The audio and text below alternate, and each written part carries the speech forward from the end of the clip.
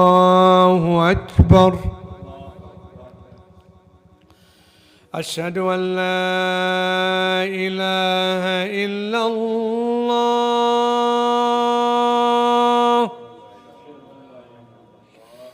أشهد أن لا إله إلا الله. أشهد أن محمدًا رسول الله.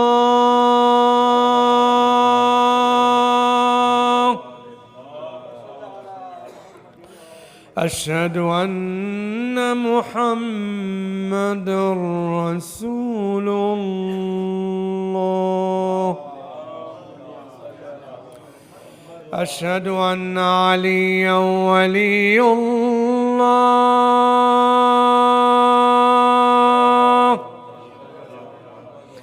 أشهد أن عليًا أمير المؤمنين وأولاده المعصومين بالحق حجج الله. حي على الصلاة.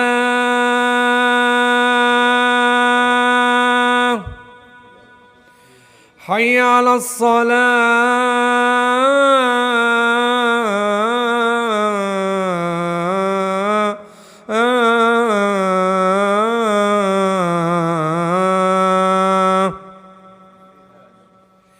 حي على الفلاح.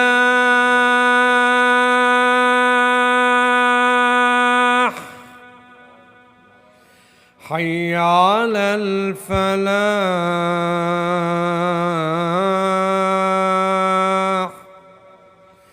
حي على خير العمل. حي على خير العمل. الله أكبر.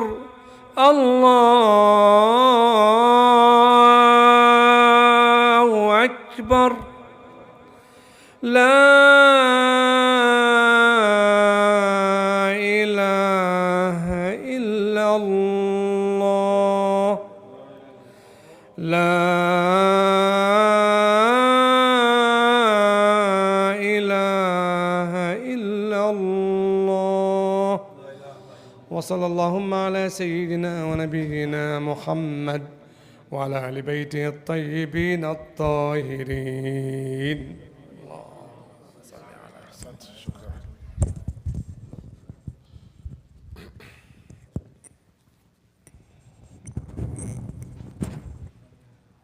الله أكبر الله أكبر. أشهد أن لا إله إلا الله. أشهد أن لا إله إلا الله. أشهد أن محمد رسول الله. أشهد أن محمد رسول الله. أشهد أن عليا ولي الله. أشهد أن عليا حجة الله. حي على الصلاة. حي على الصلاة. حي على الفلاح. حي على الفلاح. حي على خير العمل. حي على خير العمل. قد قامت الصلاة. قد قامت الصلاة. الله أكبر. الله أكبر. لا إله إلا الله. صلاة المغرب. استغفر الله ربي وأتوب إليه. لا حول ولا قوة إلا علي العظيم. إن صلاتي ونسكي ومحياي ومماتي لله رب العالمين. الله أكبر. بسم الله الرحمن الرحيم. الحمد لله رب العالمين الرحمن الرحيم مالك يوم الدين. إياك نعبد وإياك نستعين. اهدنا الصراط المستقيم صراط الذين أنعمت عليهم غير المغضوب عليهم ولا الضالين.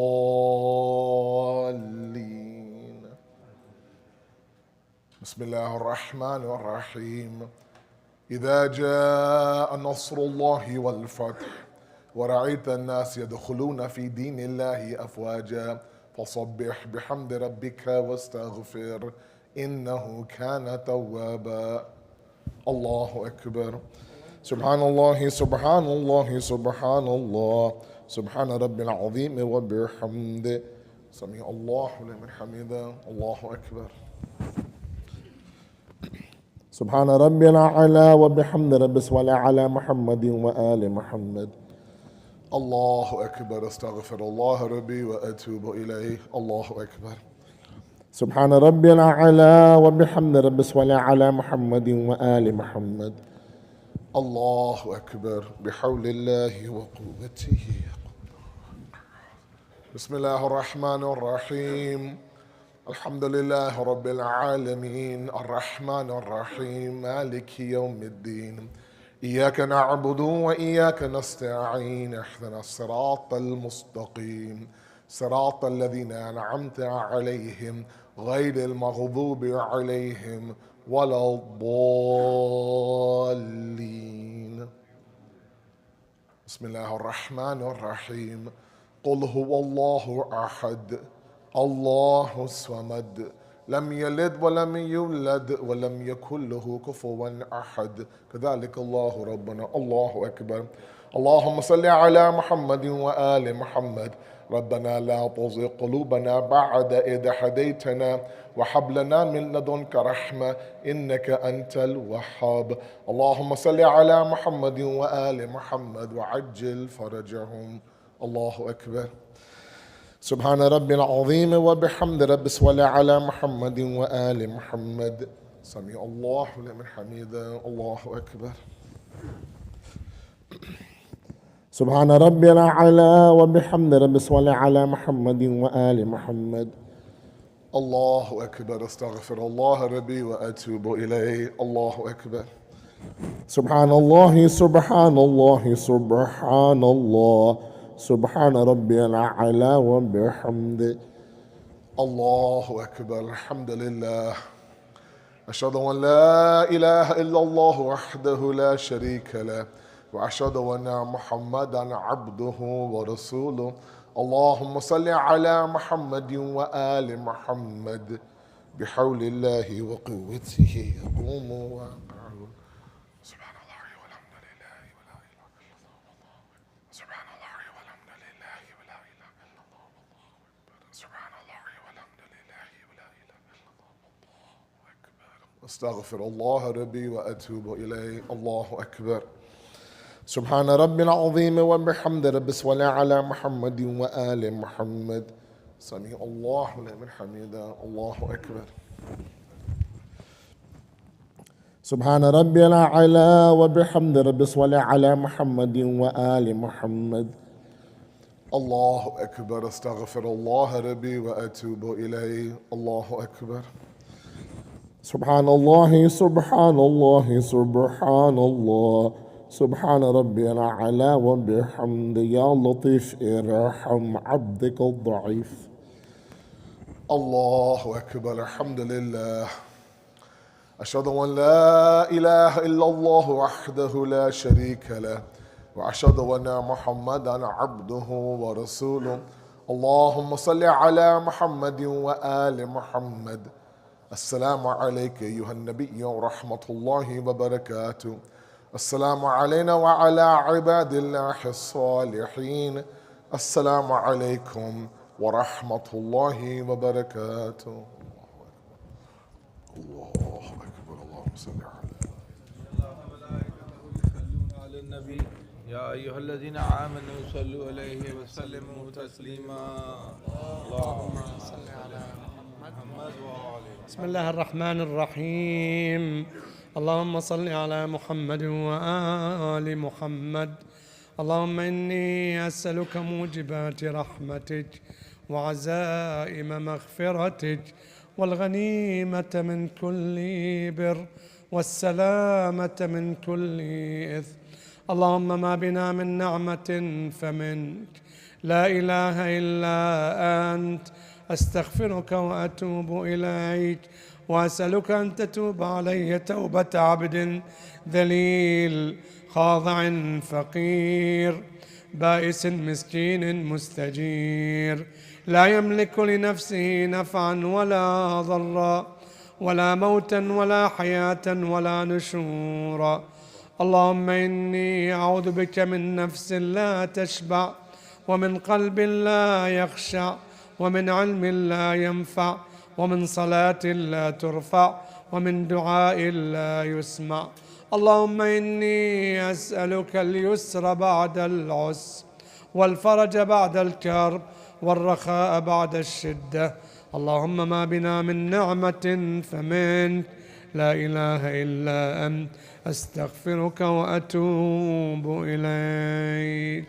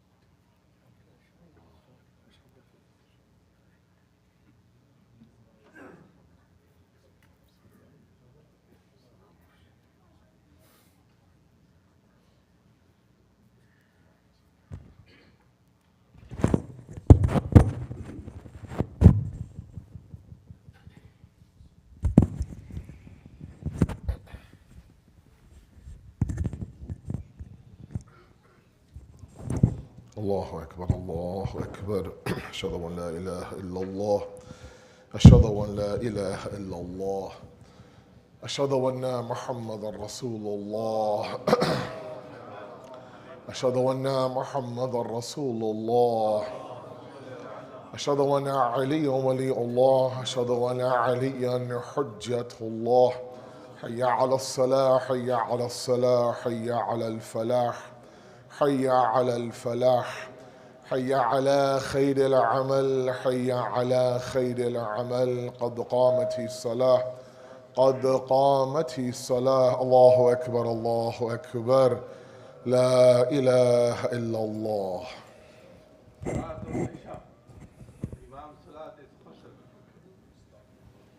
الله أكبر.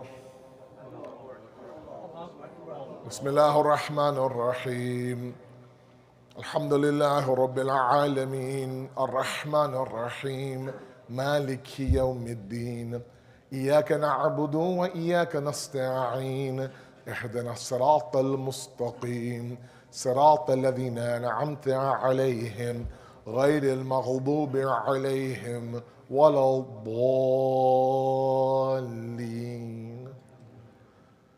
بسم الله الرحمن الرحيم. والعصر إن الإنسان لفي خسر إلا الذين آمنوا وعملوا الصالحات وتواصوا بالحق وتواصوا بالصبر. الله أكبر. سبحان الله سبحان الله سبحان الله سبحان ربي العظيم وبحمده. سمع الله لمن حمده. الله أكبر. سبحان ربي الأعلى وبحمد ربي صل على محمد وآل محمد.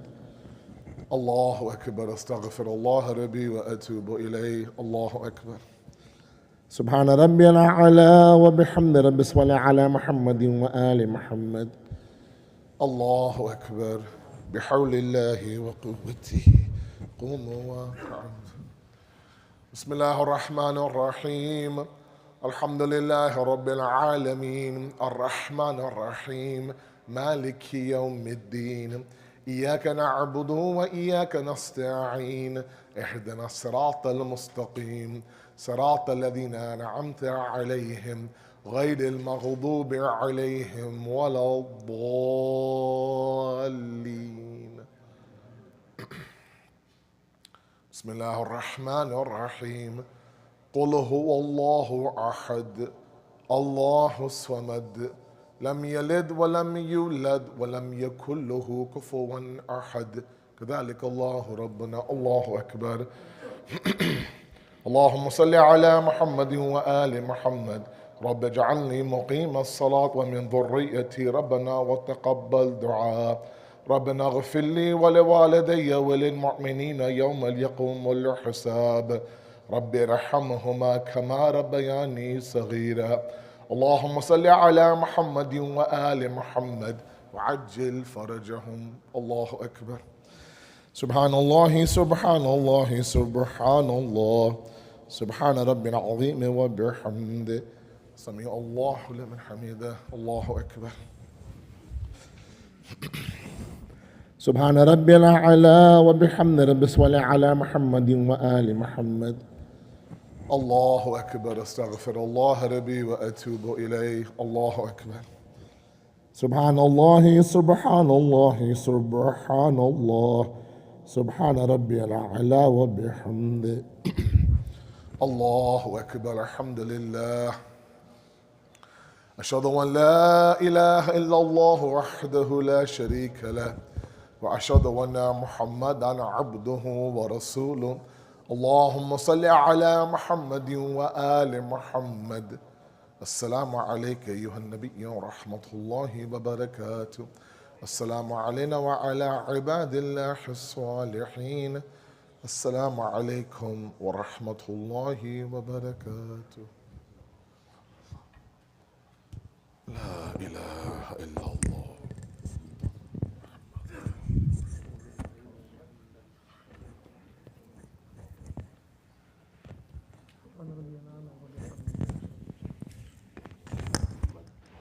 سبحان ربي الأعلى وبحمده.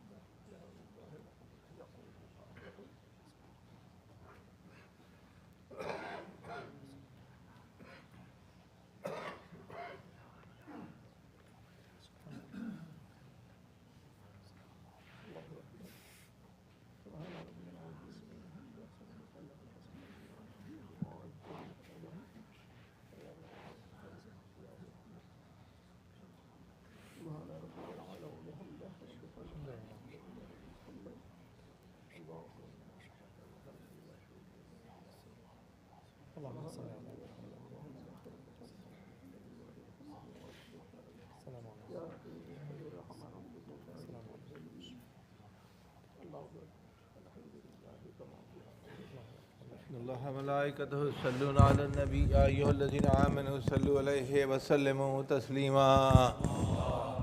صل على محمد وآل محمد. اللهم صل على محمد وآل محمد. اللهم صل على محمد وآل. أعوذ بالله من الشيطان الرجيم. بسم الله الرحمن الرحيم. اللهم إنه ليس لي علم بموضع رزقي وإنما أطلبه بقطرات تخطر على قلبي فعجول في طلب البلدان فأنا فيما أنا طالب كالحيران لا أدري في سهل هو أم في جبل أم في أرض أم في سماء أم في بر أم في بحر وعلى يد من ومن قبل من وقد علمت أن علمه عندك وأسبابه بيدك وأنت الذي تقسمه بلطفك وتسببه برحمتك. اللهم فصل على محمد واجعل يا رب لرزقك لي واسعا ومطلبه سهلا وما أخذه قريبا ولا تعنني بطلب ما لم تقدر لي فيه رزقا فإنك غني عن عذابي وأنا فقير إلى رحمتك. فصل على محمد وآله وجد على عبدك بفضلك إنك ذو فضل عظيم. الله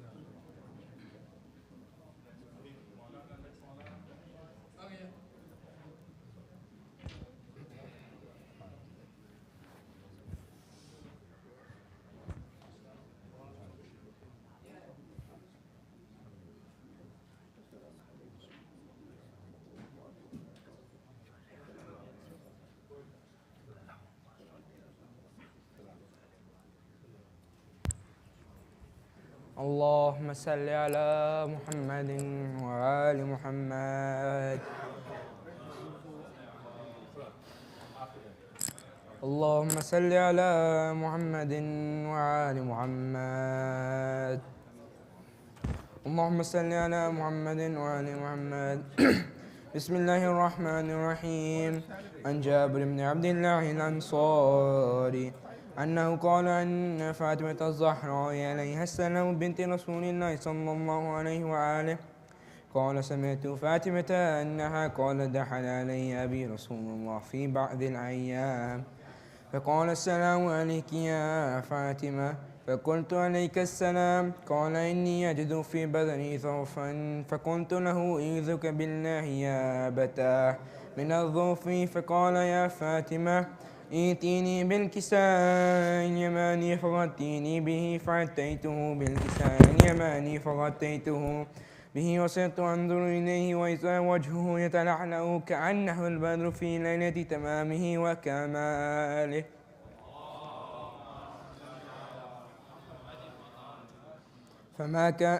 فما كانت إلا ساعة وإذا بولدي الحسن قد أقبل وقال السلام عليك يا أمه.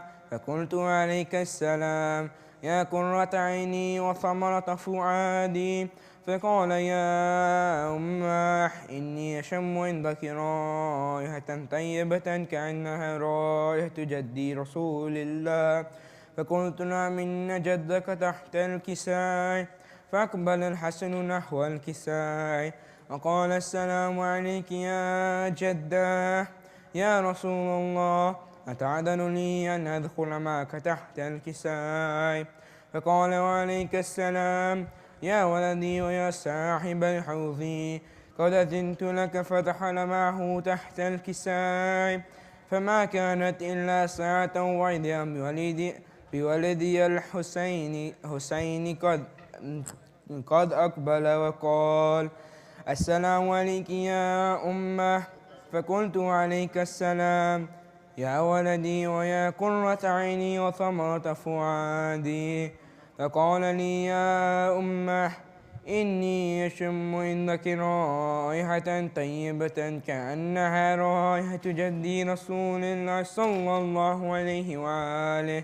فقلت نعم إن جدك وأخاك تحت الكساء.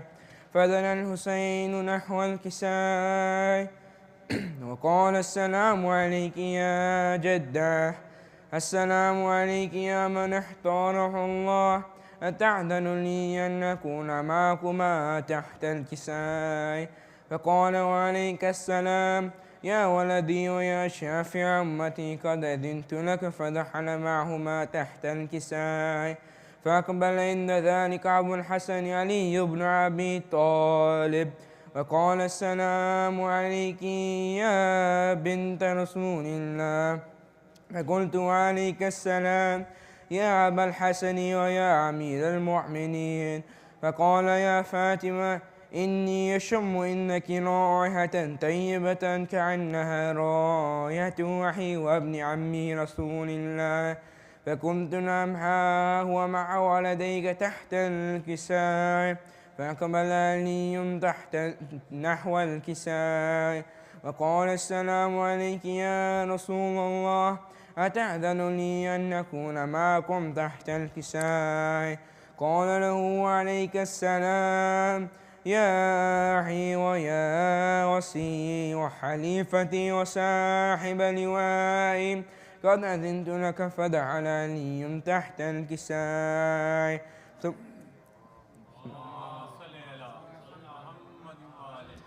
ثم أتيت نحو الكساء وقلت السلام عليك يا أبتاه يا رسول الله، أتأذن لي أن أكون معكم تحت الكساء؟ قال وعليك السلام يا بنتي ويا بضعتي، قد أذنت لك. فدخلت تحت الكساء.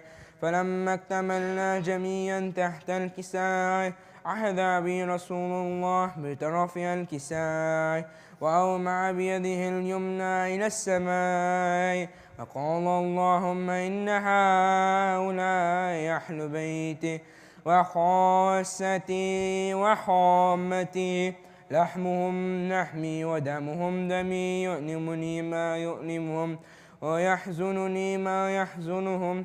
أنا حرب لمن حاربهم وسلم لمن سالمهم وعدو لمن عاداهم ومحب لمن أحبهم.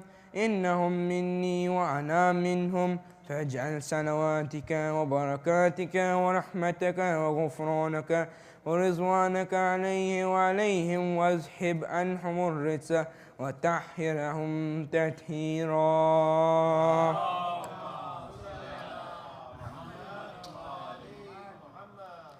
قال الله عز وجل يا ملائكتي ويا سكان سماواتي إني ما خلقت سماء مبنيا ولا أرضا مدحيا ولا قمرا منيرا ولا شمسا مضية ولا فلكا يدور ولا بحرا يجري ولا فلكا يسري إلا في محبة هؤلاء الخمسة الذين هم تحت الكساء.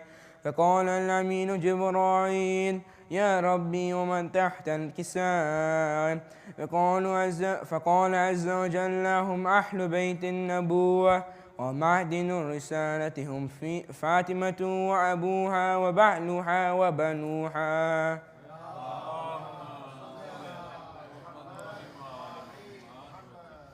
فقال جبرائيل يا ربي أتأذن لي أن أحبط إلى العاث ليكون معهم صادسا؟ فقال الله نعم قد أذنت لك. فحبط الأمين جبرائيل وقال السلام عليك يا رسول الله، علي الأعلى يكريك السلام ويحسك بالتحية والإكرام ويقول لك وعزتي وجلالي إني ما خلقت سماء مبنيا ولا أرضا مدحيا ولا قمرا منيرا ولا شمسا مضيا ولا فلكا يدور ولا بحرا يجري ولا فلكا يسري إلا لأجلكم ومحبتكم، وقد أذن لي أن أدخل معكم، فهل تأذن لي يا رسول الله؟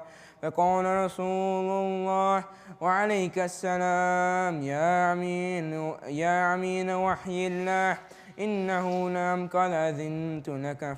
فدخل جبرائيل معنا تحت الكساء فقال لأبي إن الله قد أوحى إليكم يقول إنما يريد الله ليذهب عنكم الرجس أهل البيت ويطهركم تطهيرا.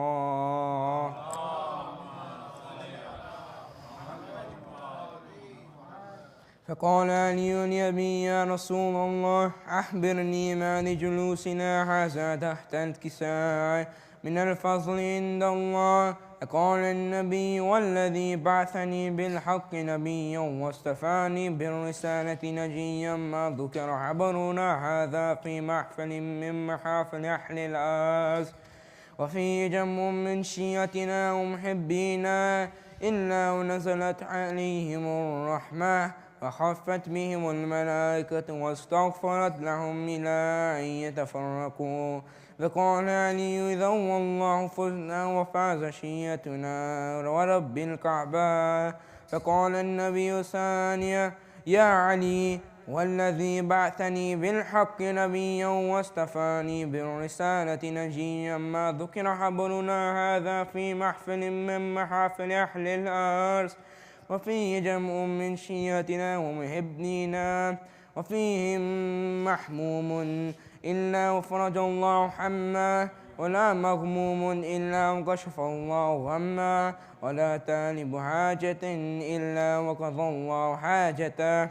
فقال علي إذا والله فزنا وسعدنا وكذلك شيعتنا فازوا وسعدوا في الدنيا والآخرة ورب الكعبة. اللهم صل على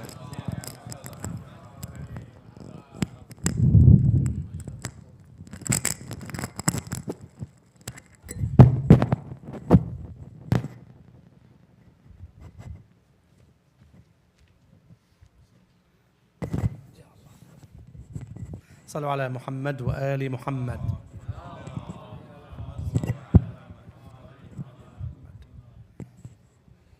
أعوذ بالله من الشيطان الرجيم. بسم الله الرحمن الرحيم. Because the subject of Maulana related to Salah, prayer, so I choose some of the verses of the Quran from Surah Ibrahim relative to the subject. As we know, Ibrahim migrated with his second wife, Hajar, and Ismail, a newborn, to Mecca at the uncultivated land. And he made, after he settled his family, a dua, which is 7 verses of the Quran from Surah Ibrahim. أعوذ بالله من الشيطان الرجيم. بسم الله الرحمن الرحيم. وإذ قال إبراهيم رب اجعل هذا البلد آمنا وإذ قال إبراهيم رب اجعل هذا البلد آمنا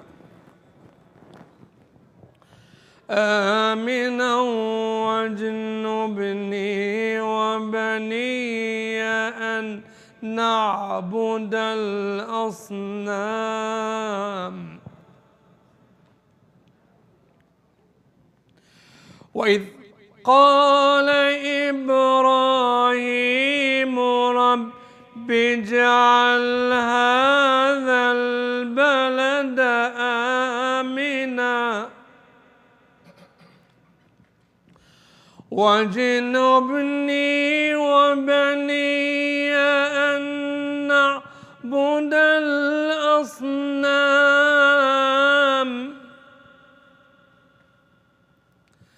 رب إنهن أضللن كثيرا من الناس فمن تبعني فإنه مني ومن عصاني فإنك غفور رحيم.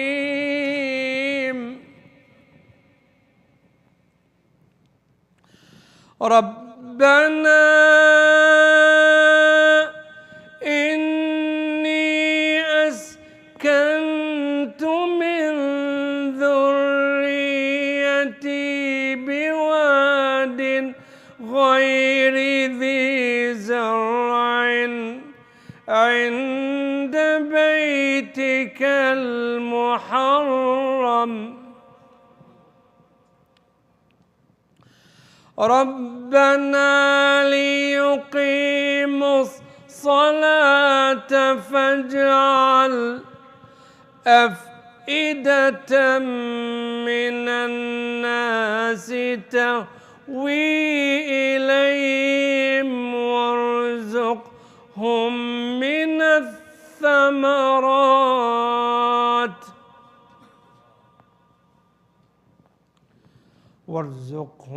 من الثمرات لعلهم يشكرون.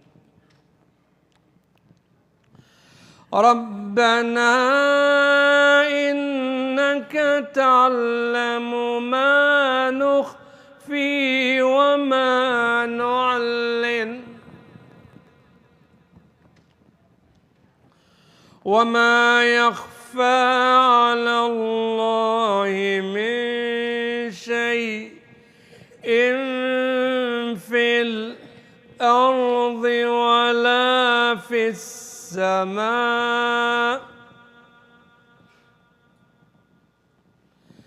الحمد لله الذي وهب لي على الكبر إسماعيل وإسحاق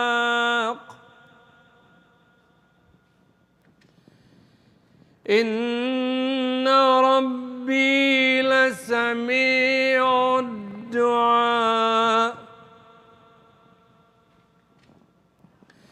رب اجعلني مقيم الصلاة ومن ذريتي ربنا وتقبل دعاء. ربنا اغفر لي ولوالدي وللمؤمنين يوم يقوم الحساب. بسم الله الرحمن الرحيم. قد أفلح المؤمنون الذين هم في صلاتهم خاشعون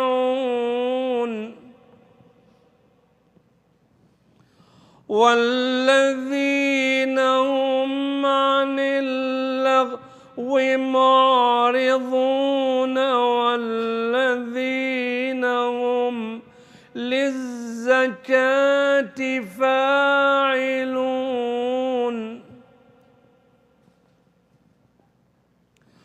والذين هم لفروجهم حافظون إلا على أزواجهم أو ما ملكت أيمانهم فإنهم غير ملومين.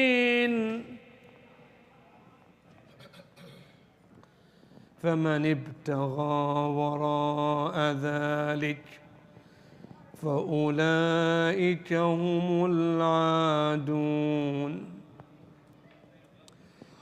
والذين هم لأماناتهم وعهدهم راعون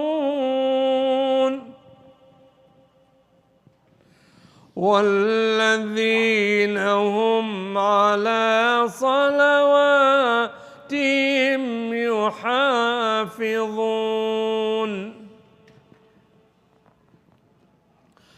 والذين هم على صلواتهم يحافظون أولئك هم الوارثون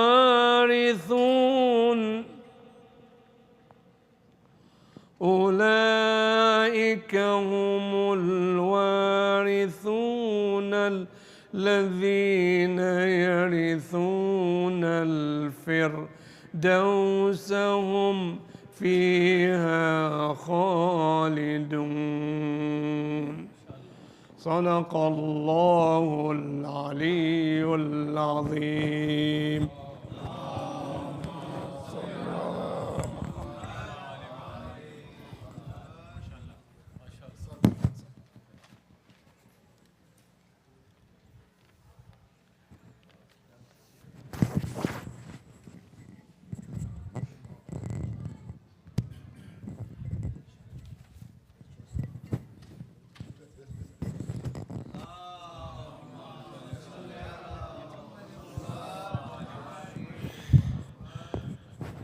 صلوات.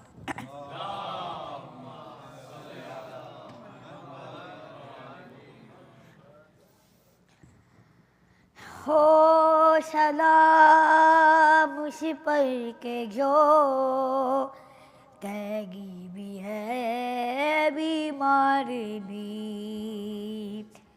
ہو سلام اس پر کہ جو قیدی بھی ہے بیمار بھی. پاؤں میں ہے آبلیں اور آبلوں میں خار بھی. ہو سلام اس پر کہ جو قیدی بھی ہے بیمار بھی. آنکھ میں آنسو اور زخم جگر میں ہونٹوں پہ رگا کانوں گا. قلب و بلا سے ہے شام کلک وہ کانٹوں پہ سفر کر کا تھا. میرے گار شیگانیاں اس پر شکم بازار بھی. ہو سلام اس پر کہ جو قیدی بھی ہے بیمار بھی. دیکھنے والی آنکھوں نے دیکھا اس راہ میں یہ بھی منظر. ایک مسافر پابند سفر ہے خود اپنی لاش اٹھا کر. یہ ماں میں وقت ہے اور قافلہ سالار بھی. ہو سلام اس پر کہ جو قیدی بھی ہے بیمار بھی. خون رگوں کا یا غیر کے خاشم کہتی ہے جھکا لے سر کو سلاسل کیا قید کریں گے اے صبر کے پیکر کو. سر اٹھائیں کس طرح ہے راہ میں بازار بھی. ہو سلام اس پر کہ جو قیدی بھی ہے بیمار بھی. دیکھ کے زینب سجاد کی حالت فریاد یہی کرتی تھی. میرا یقین ہے ایمان ہے میرا اے شام کے بے کس قیدی روئیں گے کچھ پر سگا مشنگ بھی اور گشکار بھی او سلام شپر کے جو کہگی بھی ہے بیمار بھی. صلوات.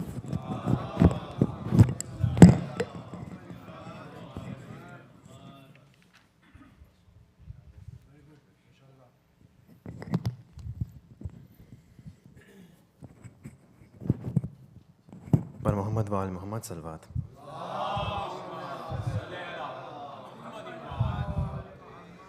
سر ننگے رسن بستہ پھرائے گئی زینب بازار میں دربار میں لائے گئی زینب. سر ننگے رسن بستہ پھرائے گئی زینب بازار میں دربار میں لائے گئی زینب. جاری تھا لہو چالوں سے پھر پاؤں برہنہ جاری تھا لہو چالوں سے پھر پاؤں برہنہ. ٹپٹی ہوئی ریتی پہ چلائے گئی زینب بازار میں دربار میں لائے گئی زینب. سر ننگے رسن بستہ پھرائے گئی زینب بازار میں دربار میں لائے گئی زینب. نیزے کی انی پشت پہ ماری گئی اس کے نیزے کی انی پشت پہ ماری گئی اس کے.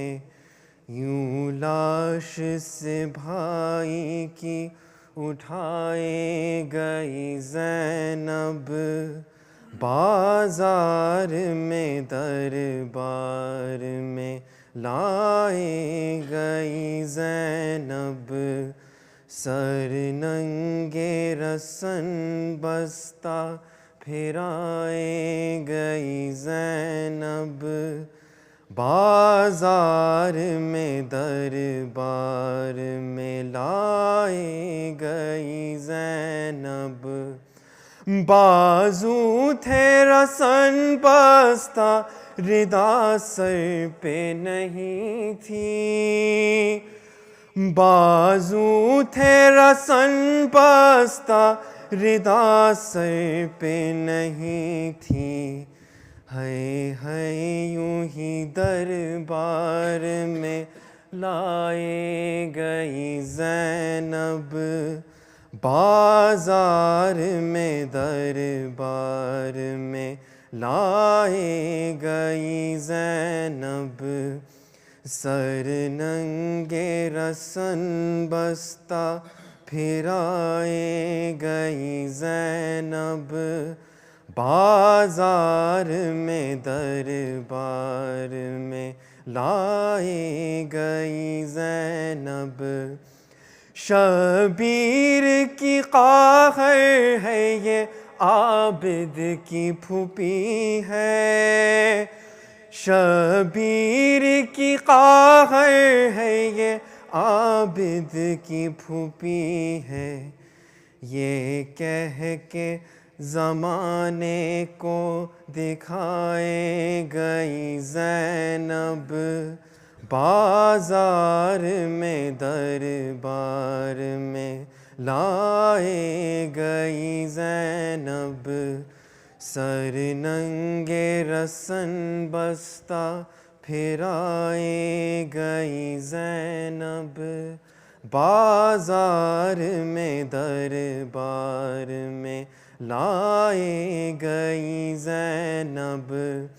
معصوم سکینہ کو تماچے گئے مارے، معصوم سکینہ کو تماچے گئے مارے، اور شمر کی دروں سے ستائے گئی زینب، بازار میں دربار میں لائے گئی زینب، سر ننگے رسن بستہ پھرائے گئی زینب، بازار میں دربار میں لائے گئی زینب۔ صلوات۔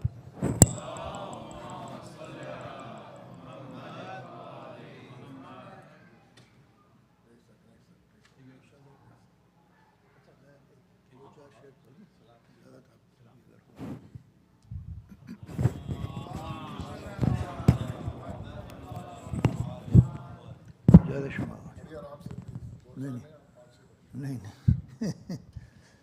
صلوات بھیج دیں۔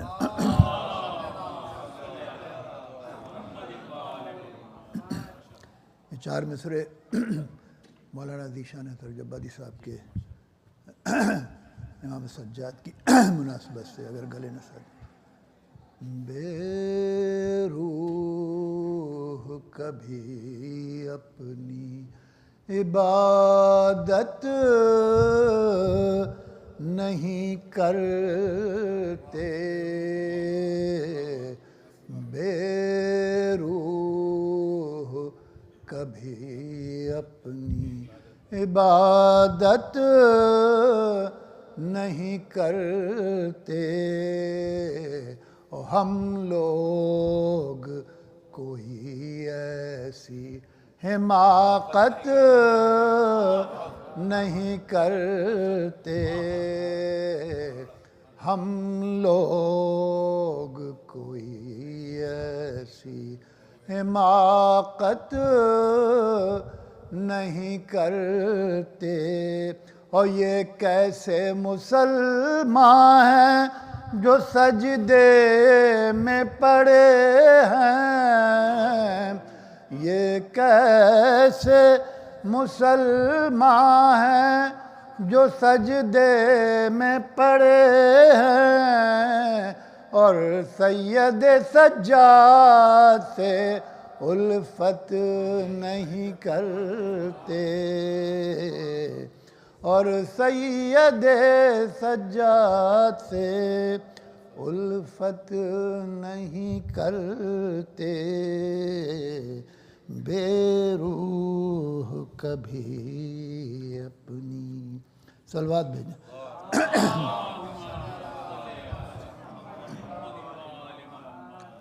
ایک سلام کے چند شعر۔ طوق و زنجیر میں وہ عابد بیمار کی شان، طوق و زنجیر میں وہ عابد بیمار کی شان، اور مل گئی خاک میں سب شام کے دربار کی شان، طوق و زنجیر میں وہ عابد بیمار کی شان، او زینب خستہ جگر یہ تیرے خطبوں میں اثر، زینب خستہ جگر یہ تیرے خطبوں میں اثر، وہ تیرے لہجے میں وہی ہے در کرار کی شان،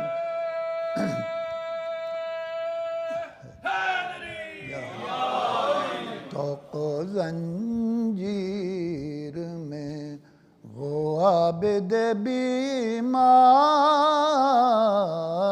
کی شان، او کتنے رخ ایک ہی جلوے کے ہیں آئینوں میں، او کتنے رخ ایک ہی جلوے کے ہیں آئینوں میں، اور بچے بچے سے آیا احمد مختار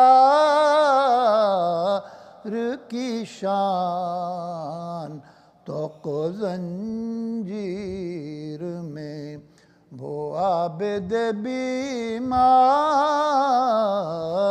کی شان، او شاہ بولے میرا اکبر ہے نبی کی تصویر، شاہ بولے میرا اکبر ہے نبی کی تصویر، وہی گفتار میں شوکت وہی رفتار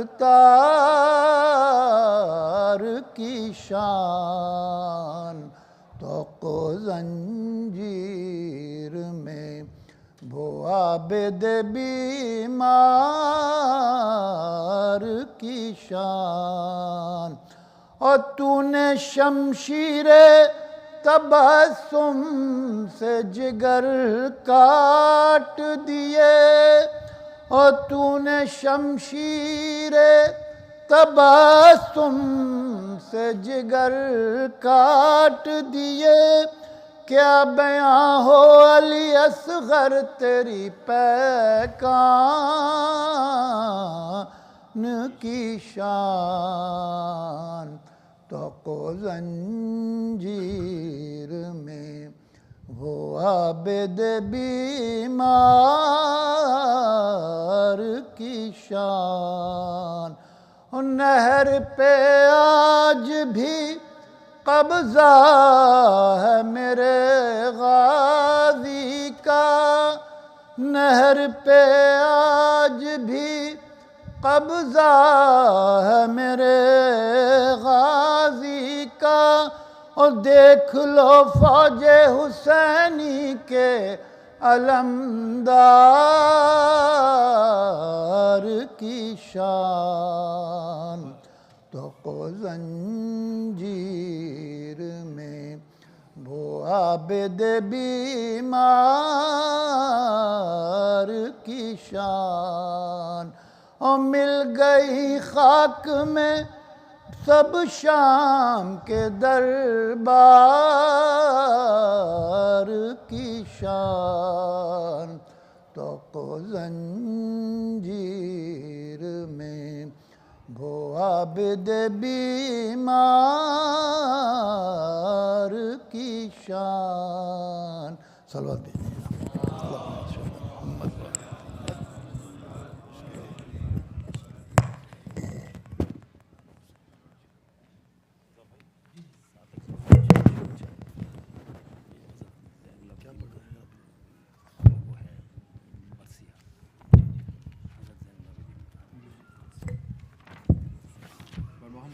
محمد صلوات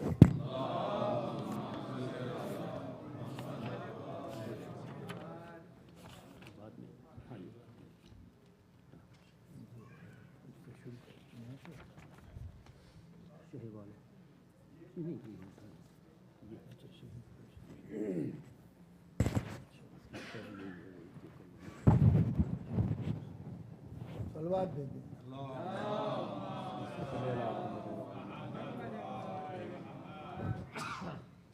فاتحہ۔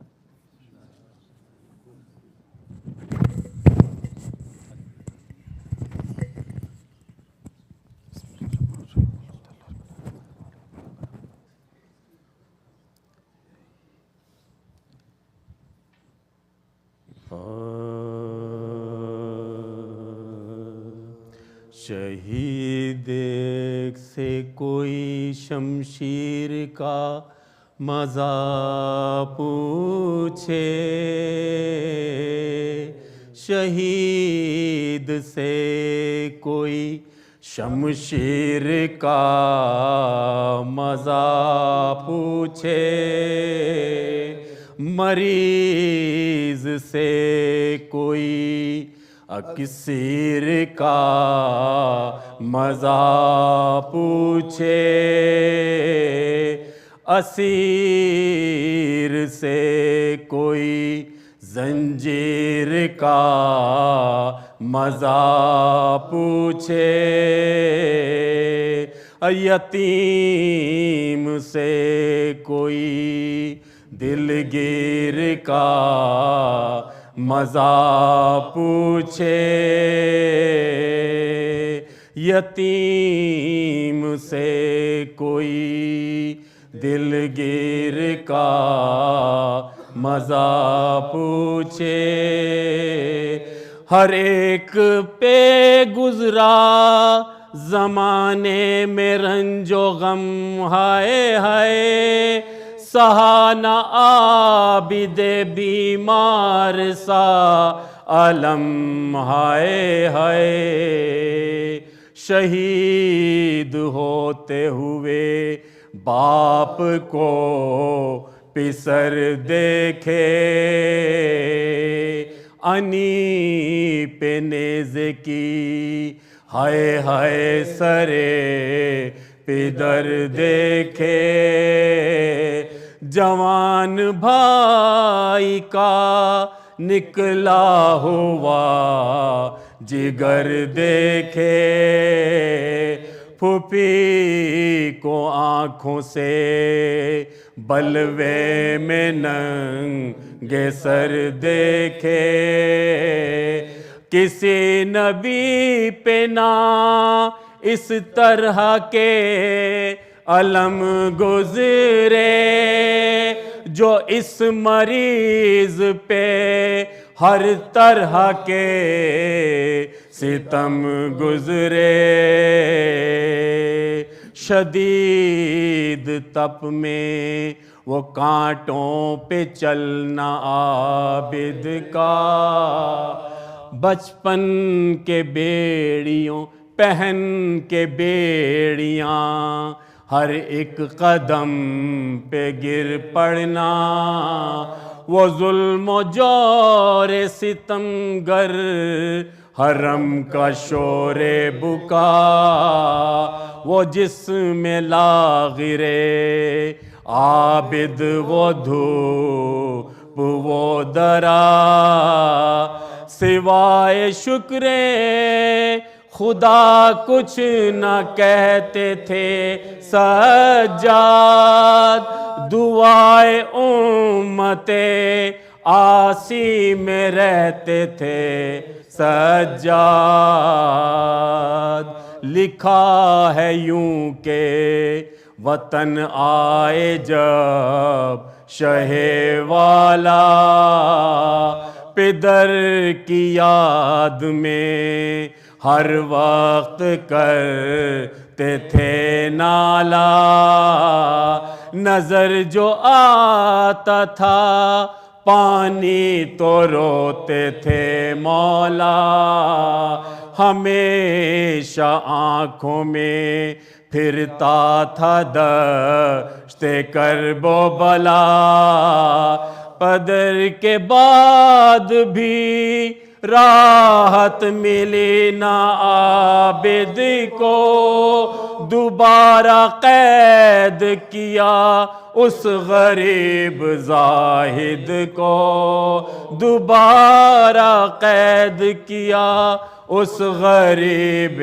زاہد کو، وطن سے لے گئے پھر قید کر کے بانی شہر، ہوئی بھتیجے کے ہمراہ زینب مستر، قریب شام جو پہنچے وہ دونوں نوحاگر، لگایا بیلچا زینب کی پشت کے اوپر، سفر میں زینب बेकस से छूट गए सज्जाद, दयारे शाम में फिर आके लुट गए सज्जाद। फूफी को सौंप के जंगल में सैयदे वाला, मदीने में हुआ दाखिल वो बेकसो तन्हा। वलीद शाम के हाकिम ने जहर भिजवाया, वो सम के खाते हैं आबिद ने की जहां से क़ज़ा। वो सम के खाते हैं आबिद ने की जहां से क़ज़ा। फलक पे हूरो मलक अर्श को हिलाने लगे, ज़मी पे जिन्नो बशर सर पे खाक उड़ाने लगे। ज़मीन पे जिन्नो बशर सर पे खाक उड़ाने लगे। शहीद से कोई शमशीर का मज़ा पूछे।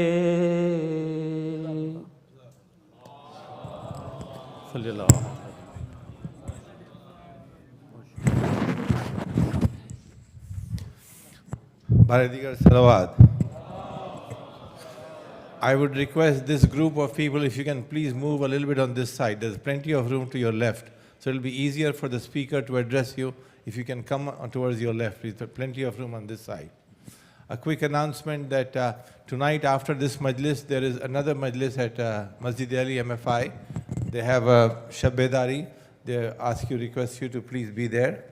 Tomorrow morning, inshallah, at 11 a.m. in Moorstown at Dr. Maulana Asad Jafri's house, there's a Majlis addressed by Maulana Asad Jafri. And then tomorrow afternoon at 3 p.m. at Abbas Zaidi's house in Downingtown, there is a second Majlis of tomorrow by Maulana Asad Jafri. And then, of course, the last Majlis will be tomorrow evening here at Baitul Khaim at 8, immediately after Maghrib Namaz. So you're all requested to be here, please, for these 3 of his majalis, inshallah. And then we'll expect to see him next year for the Ashra, inshallah, for the first Ashra, inshallah. So I'm hoping that you will all cooperate with us. And before I invite him, there are 2 requests. First of all, please recite a Surah Fatiha for the marhumeen of the families of tonight's sponsor. They are the Kazmi family, Amjad Kazmi and his brother. Please recite a Surah Fatiha. Bismillah, alhamdulillah, rabbil alamin. إياك نعبد وإياك نستعين اهدنا الصراط المستقيم صراط الذين أنعمت عليهم غير المغضوب عليهم ولا الضالين بسم الله قل هو الله أحد لم يلد Also on August 19th, which is a week from today, next Saturday, is a Hussein Day at Masjid Ali at 1:30 immediately after Zohrain. They have a good lineup of speakers, so you're all requested to be there also. Before I ask Maulana to come to the member, I have a request to all these young folks who I see here, have been seeing throughout. If you notice, from the 1st of Ramadan till the 8th of Rabiul Awwal, if you look at our calendar, you'll see all the speakers were intended only to address you, the youth, the young professionals, the IT guys, the lawyers, the engineers, the dentists, and the physicians, and everybody. But we are doing our part. We have stepped up to the plate. But we do not see the same response from you. We would like to see you not just attend it, but also dig your hands deeper into your pocket and help us maintain this momentum. This momentum can be continued, can be maintained, not only maintained, but also taken up at higher levels. And it all depends upon you. And we request you all to please cooperate with us, please help us financially so we can continue the level of the speakers that we invite every week, and then we need your feedback. But most important, right now we need your financial assistance. So we want your help to please help us so we can continue to address only you people. And you will notice that you don't have any Urdu speaker. We did have Maulana Abidi for the first 10 days, but then after that, from now on until Arba'in. So this is all geared towards you. And we are doing our part, and we want you to do your part. We really want you to please step up to the plate. Go see Vilayat Bhai after this Majlis. He'll tell him what you can do, help him what he can do. With a loud salawat, let's welcome Maulana to member. Salawat. Sallallahu Muhammad wa ali Muhammad. Allahu Akbar. Allah Rasulullah. Salawat.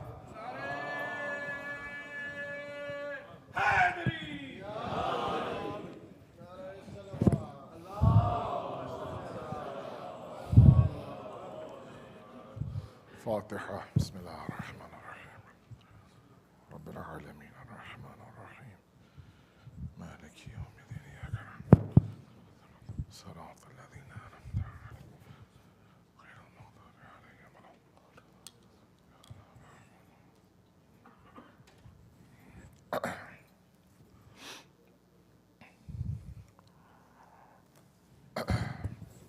أعوذ بالله من الشيطان الرجيم. بسم الله الرحمن الرحيم.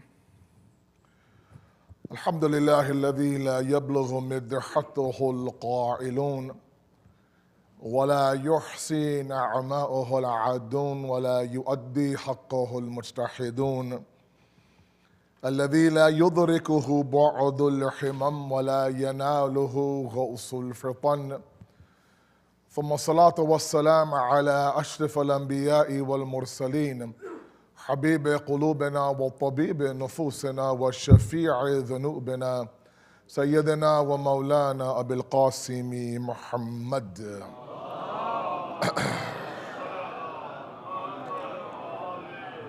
وأهل بيته الطيبين الطاهرين المعصومين المظلومين، لا سيما بقية الله في الأرضين، صاحب العصر والزمان، خليفة الرحمن إمام الإنس والجان، ولعن الله أعداهم أجمعين إلى يوم الدين.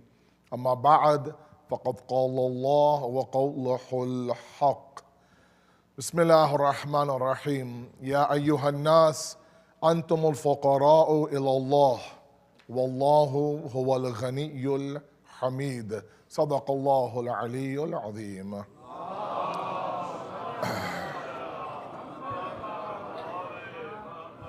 We send our condolences to the Imam of our time, to our Maraji, to all of you on the Shahadat of Bimar Karbala, Imam Sajjad alayhi salatu wassalam.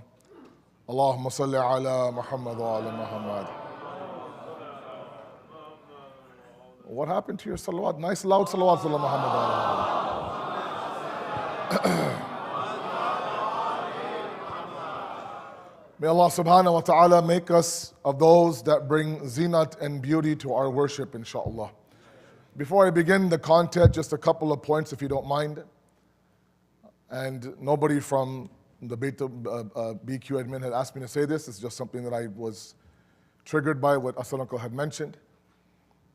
I learned a little bit late in my life that I wasn't very big on investments. I'm not really big with where to invest and who to invest in. And some of you have mastered that craft. I was never into that. But one thing I realized is that if ever you want to put your money in something that will grow instantly, you invest in God. And I know there are a number of people here, and he's right, that I have seen this community, and that many of you now, mashallah, are earning and earning well. And I've seen you guys in the past over a decade now, and you're earning now. And before it was, I can help vacuum, I can perhaps take the garbage bag out, and that's, alhamdulillah, that's all great. But when you invest in God, like you actually sign a check and you give a donation, Allah guarantees you what? A 10% return. No one gives you that kind of return. So beyond the Bitcoin and the Fitcoins and all these little, dhande that we have, mashallah, if the guaranteed ROI is from Allah subhanahu wa ta'ala. Let me give you one hadith. And I promise you, nobody asked me to say these things. Not Rasulullah, not Walayata. You won't believe me, but I didn't. One hadith that really helped me in this cause.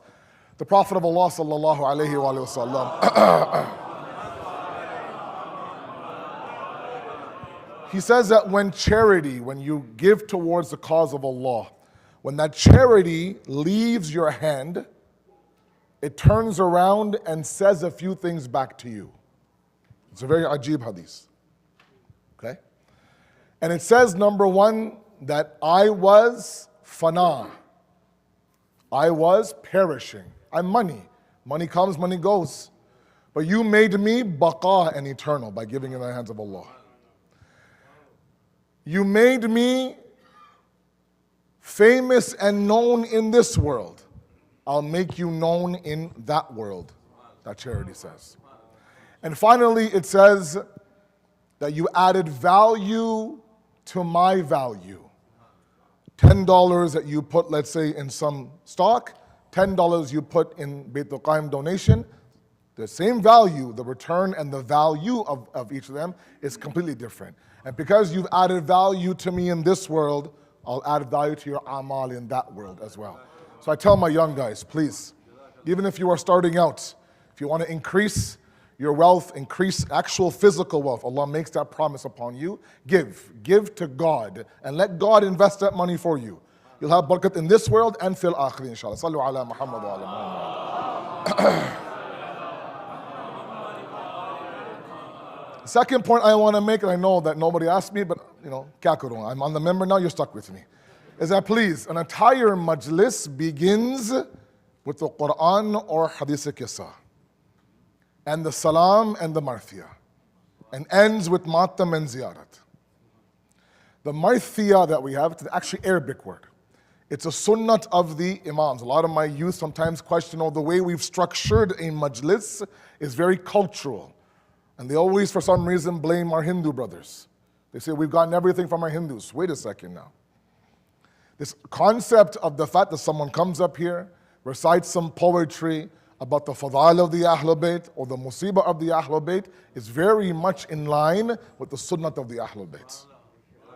You know, and I know, you've heard it from ulama far greater than I am, that the Imams of the times after Ashura would make it a custom, you go all the way down the line, they would invite the best poets of their time, ask them to write some shair and shairi about their Jad Hussain. If there wasn't a dard, or as you would say, riqat inside that marsiya, they would stop the poet halfway through and say, nahi, aise mat padhiye. Read as if my Jad Hussain is lying in front of you.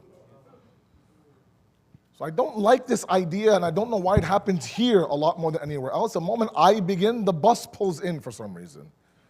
The door opens up and a big flood of people. I can hear you from outside. Part of it is to sit and have the marsiya that begins the process of grief. It prepares the heart. It softens the heart. It transitions from the world outside to the world of Hussein inside. So please make that transition, inshallah. From tomorrow, inshallah, I'll see all of you at Marsiya time. Sallu ala Muhammad wa ala Muhammad.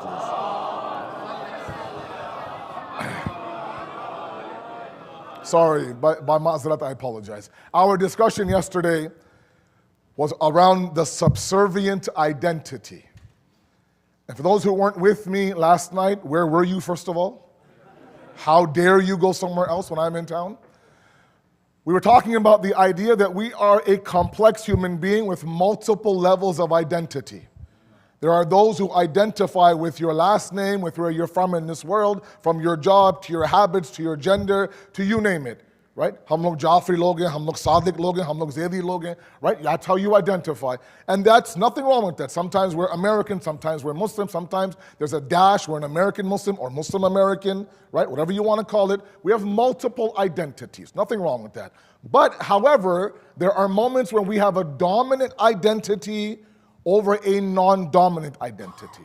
The example I gave you last night was you're sitting with your friends, you're chilling out, relaxing, enjoying some free time, and your wife calls you or your husband calls you that, look, something's wrong with our son, I'm taking them to the hospital, can you please come home right away? At that moment, you have an identity as a friend and one as a spouse or a husband.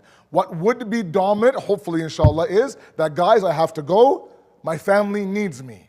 So at that moment, the friend identity takes a back seat, the spouse and the parent one is dominant at that moment.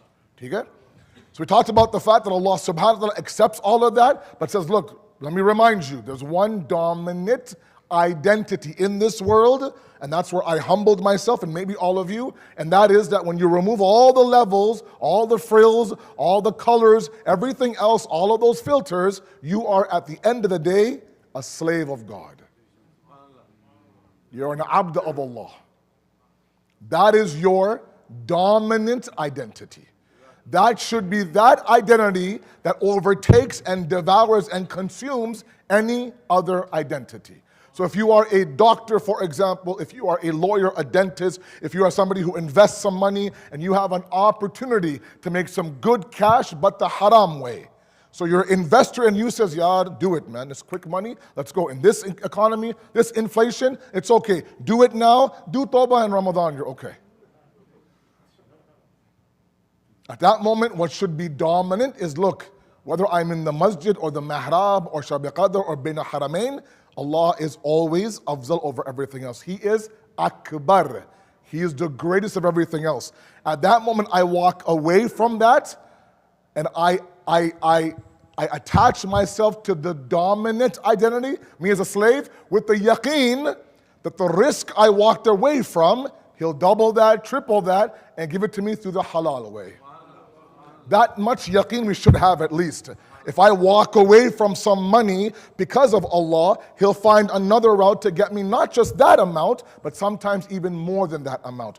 وَيَرْزُقُ مِنْ حَيْثُ لَا يَحْتَسِبُ, the Quran says. I will give you risk, Allah promises, from a source that you never even accounted for. What was a door, a dead end, becomes a doorway towards Allah's risk and rizayat. That's what we're talking about. What is that identity? The subservient identity. We talked about abid, abd, that's all last night's conversation. You can go online and catch up if you want. What I want to talk about is the idea that we left off last night by saying that Imam Sajjad was that Imam, alayhi salatu wasalam, please. Allahumma salli. That for 3 decades he carried the trauma and the gham of the day of Ashura, the lone male surviving individual from the day of Ashura. One male survived that day. He took that trauma for 3 decades. How did he do it? One of them is the fact that what? It was through his ibadah. A lot of you, a lot of my sisters right now, a lot of my young people in front of me are carrying a lot of hardships in their heart. That's all I talk about. There's so much suffering in our community. The moment that people know I'm coming in New Jersey, I get requests. Please, I need half an hour. I need 10 minutes. I need 20 minutes. Can I come see you for an hour? Can I come see you? And it breaks my heart. I wish I had more time. I wish there was more than one of me, just so I can at least listen to your gham and your hardships. A lot of, especially in our youth. And we have to figure out an outlet. Now, this society will sit there and say, numb that hardship by what? Reel after reel after reel. Just keep scrolling and scrolling, man, until you forget your hardships. Or God forbid, towards a substance, or drown yourself in gaming, or drown yourself in women, or drown yourself in drugs, or drown yourself in these types of things. But don't actually face the issue. Imam Sajjad said, all of my trauma, all of my hardships, I'm drowning myself into God. And that's my outlet. So I want to present to you this path at least, of all the various outlets you have in front of you to numb yourself from your hardships. One of them I want you to consider is God Himself. And the first step that He tells Nabi Musa after introducing Himself to Nabi Musa, La ilaha illa ana, there is no God but me, fa'buduni wa aqimus salat. The moment He says to worship me, the first pillar of that is salat. We will not get anywhere without namaz and salat. Now, what I want to speak about today is a concept. I said it's not a fiqh discussion. How many parts of the body in sujood? Can I recite qunut in Urdu? Those are all fiqh discussions, not my topic. My topic is a little bit deeper. Okay? And I want to speak a little bit about the concept of mura'at tonight. Please stay with me. One thing we have to realize is that God is a process-driven God, number one. And we live in a results-driven society. And this clash sometimes happens is, inside of us, my young guys believe, if I can't do it perfectly, I shouldn't do it at all. First misconception. And maybe that might work in the corporate world, it might work in the sports world, it might work somewhere else, but in the world of God, He will reward you for your efforts. He will reward you based on your capacity. I'll give you a very simple, quick, real-life example that I use in the first Ashra. When I was learning Farsi in Qom, when you arrive in the Hawza Ilmiya in Qom, the first 6-7 months they teach you Farsi. How to recite, how to read, how to write, how to give a speech. By the end of it, you're writing an essay in Farsi, you're giving lectures in Farsi. That's how well they teach you. Around the third or fourth book, there's 6 books in total. It might change now, but back in my time, 6 books in total. By the 4th book, my teacher would ask us for a 1-minute to 90-second speech in Farsi on any topic you want. Mawzu azad hai. So in my class, there are all non-Iranians, obviously, from different countries. Beside me was a young man from China, born and raised in China. Okay? Not a Hyderabadi in China. That's not someone who's in China. Yani he was Chinese.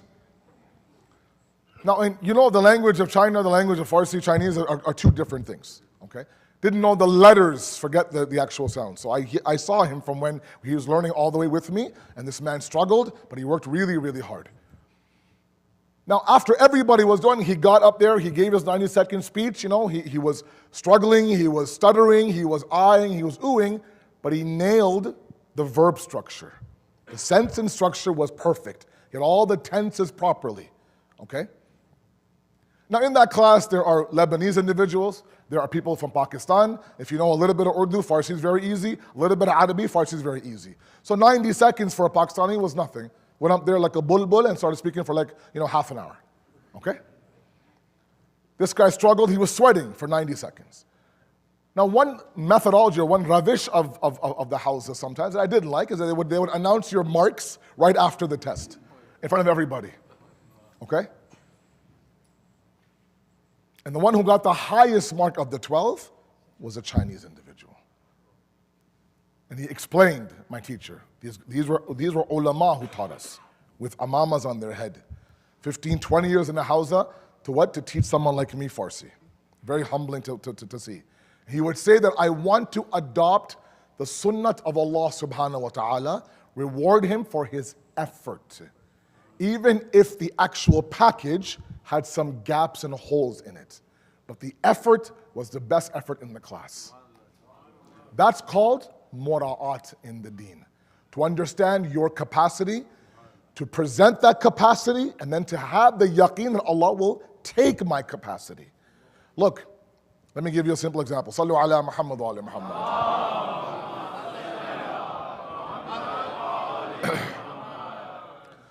We have something in our communities called spiritual trauma. And my elders have to accept this a little bit, please. I know sometimes I hear from you. You tell me that sometimes you really baby our youth, Maulana. You really do. You spoon-feed them, this and that. Make them a little bit, mardanigi, as you say. A little bit of jur'at. Let them handle this dunya a little bit. But the reality is that there is a lot of spiritual trauma in this room, in this building, actually. To the point where any resemblance of any deen, hatta coming to this building sometimes, for a lot of our youth, there's a pit in their stomach. Now you may not accept, that's okay, you don't have to accept it, but the reality is that how the deen was presented to these young, beautiful souls sometimes wasn't the best option. We were at the Howard's by his house today for Majlis, and the speech was boring, but the halim was delicious. Those who were there, you know. Now imagine if, Shubair comes to me and says, say this is halim for you, and he puts it in a plate, and the halim looks amazing. There's piyaz on it, and there's adrak on it. You know how you dress up a halim, khair. On that plate are, different size of strands of hair on that plate. There's dirt on that plate.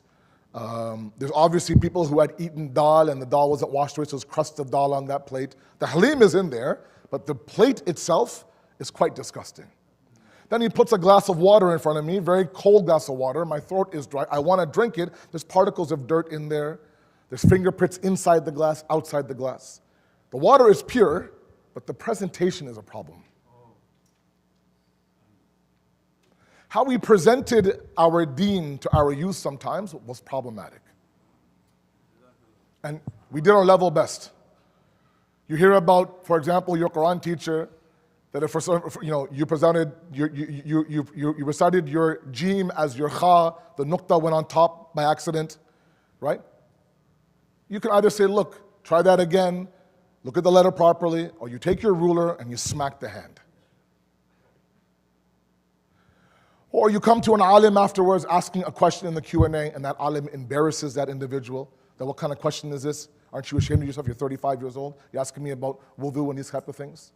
Or you come to the center, not here, anywhere. There's judgment from the aunties and the uncles, mashallah. Unsolicited advice about weight. Why aren't you married yet? Why don't you have a kid yet? Is there a problem? I know a doctor. Ooh, all sorts of things. All sorts of things. Judgment upon judgment. Happens in every single community. And they really come from a place of love. In the process, however, the problem is that the presentation was flawed.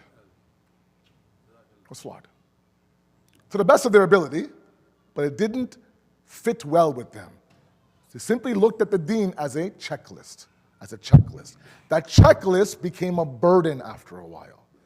Salat went from namaz pardo, okay, fine, you're rolling your eyes, Allahu Akbar, Bismillah, you're rolling your eyes, going through the motions, right? To the fact that I don't want to pray anymore. I don't believe in this prayer. I have no idea what you're doing. We're up and down, up and down, up and down. So many of our youth ask me, why do I need to pray Salat? I can meditate. I can go for a walk. I can have alone time in my room. I can do hot yoga. Why do I need to sit there and do that? A lot of it is the fact that there is spiritual trauma. And I recognize that to my young guys.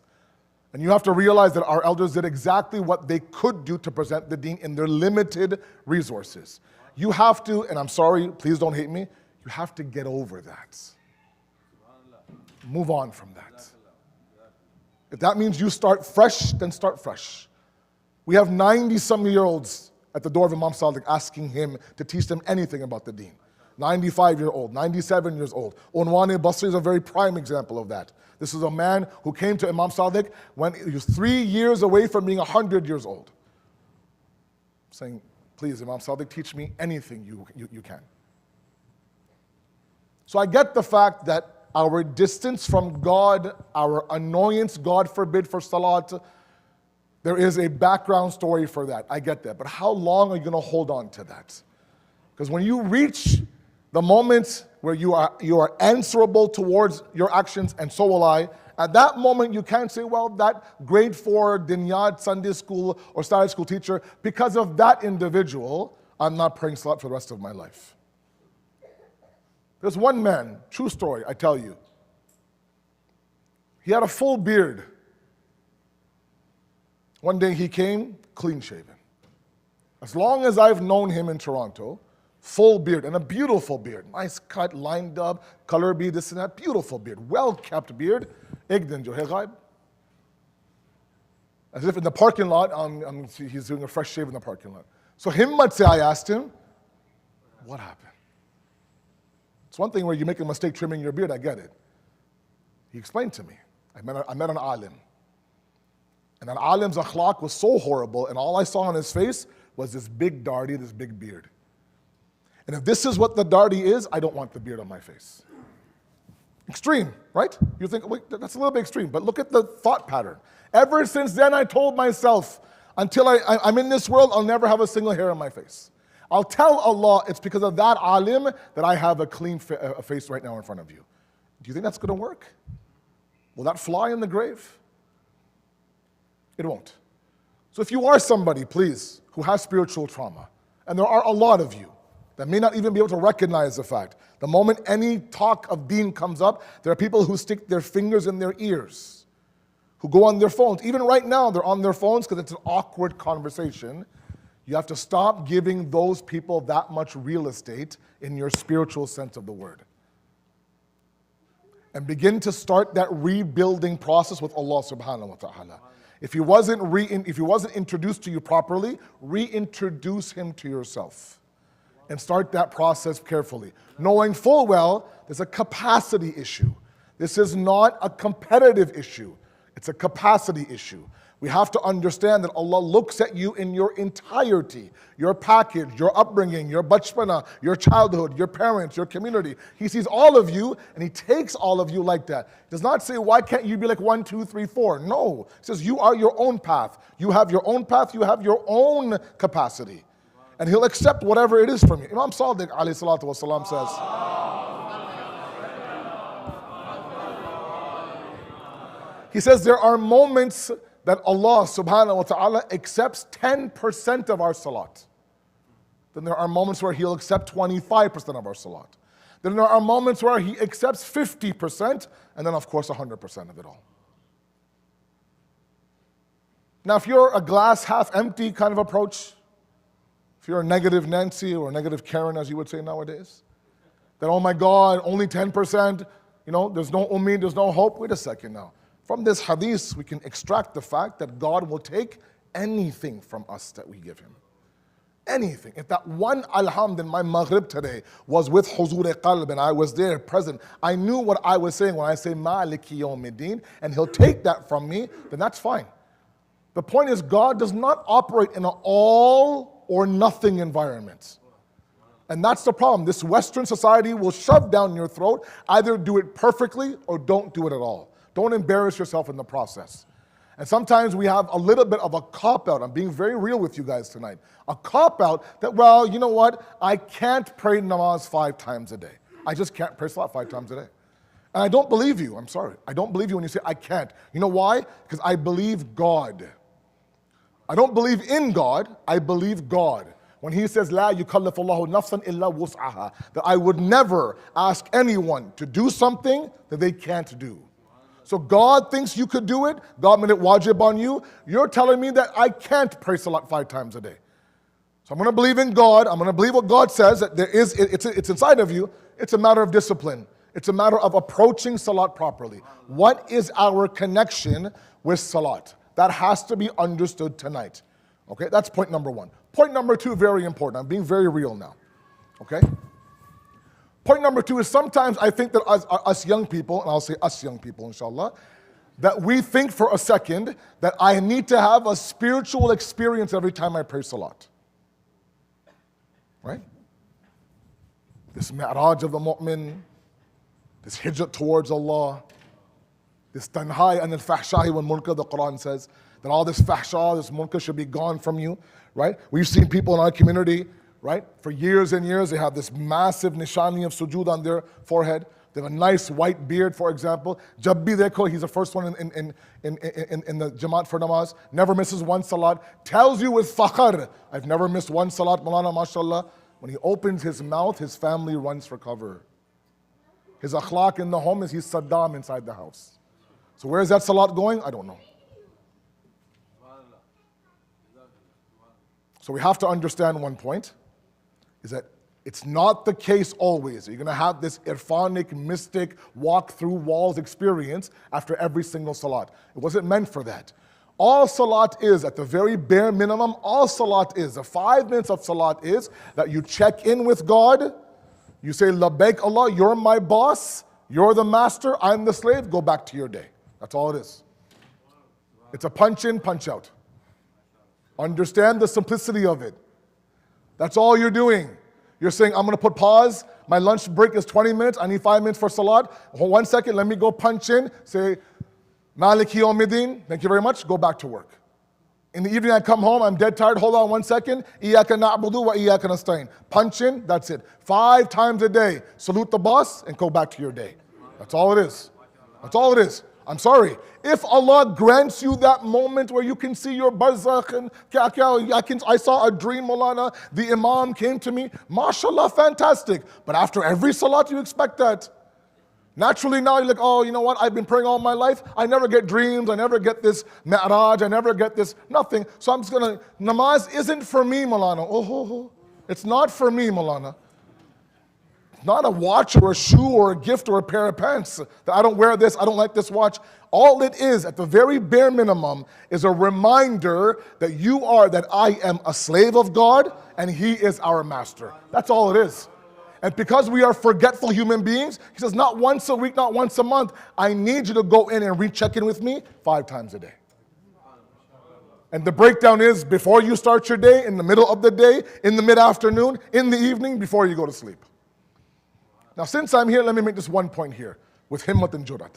Since, mashallah, all of you with me. Sallu ala Muhammad wa ala Muhammad.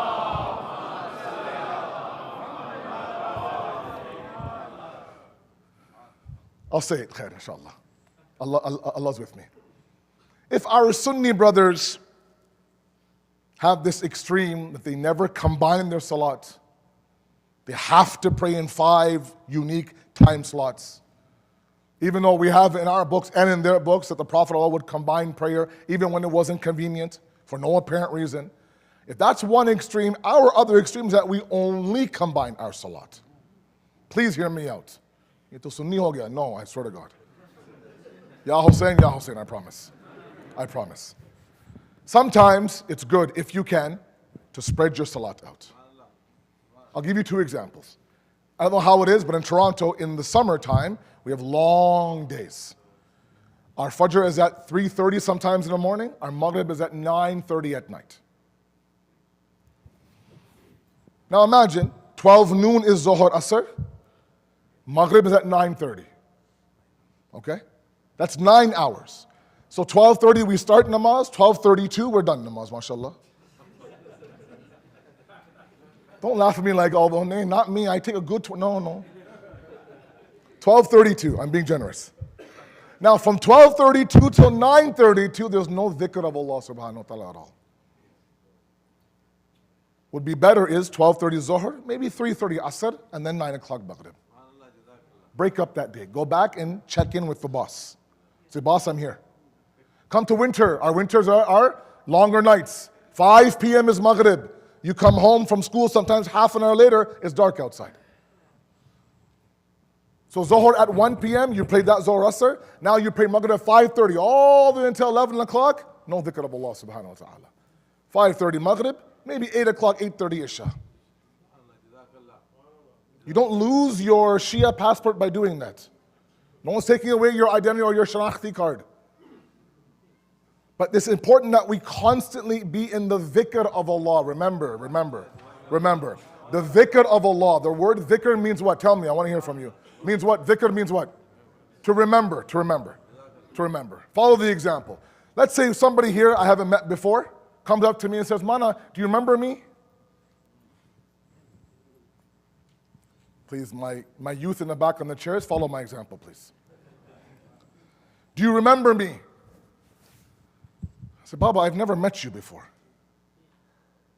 Give me 5 minutes to forget about you, and then I'll remember you, inshallah. If you're in front of me, I can't forget you. If you leave within 10 seconds, trust me, I'll forget about you. So there's no point in him asking me, do you remember me? But if someone who I met 5 years ago in one of my BQ camps, who's now coming now, full beard, mashallah, big tall guy, do you remember me, Asad Bhai? I'm like, whoa, wait a second, yes, I remember you. Why? Because we had a previous encounter already. The only time somebody would ask me, do you remember me? Please remember me. They would message me. Do I look familiar to you? Right? Do you have dhikr of me? When Allah keeps asking you, do dhikr of me, that means that He's not new to us. We've had a previous encounter with Allah already. We've had a mulaqat with Allah already. All He's asking us to do is remember that moment and bring it over here as well. You understand what we're saying? Right. So we have to understand that first of all, let's curb our expectations when it comes to salat. If you don't get this feeling after salat, it's okay. You've punched in, you punched out, move on with your day. Because there'll be moments where you will feel incredible afterwards. And there'll be moments where you saw it as a zimmadari, as a responsibility, and you fulfilled that. Okay? Point number 3.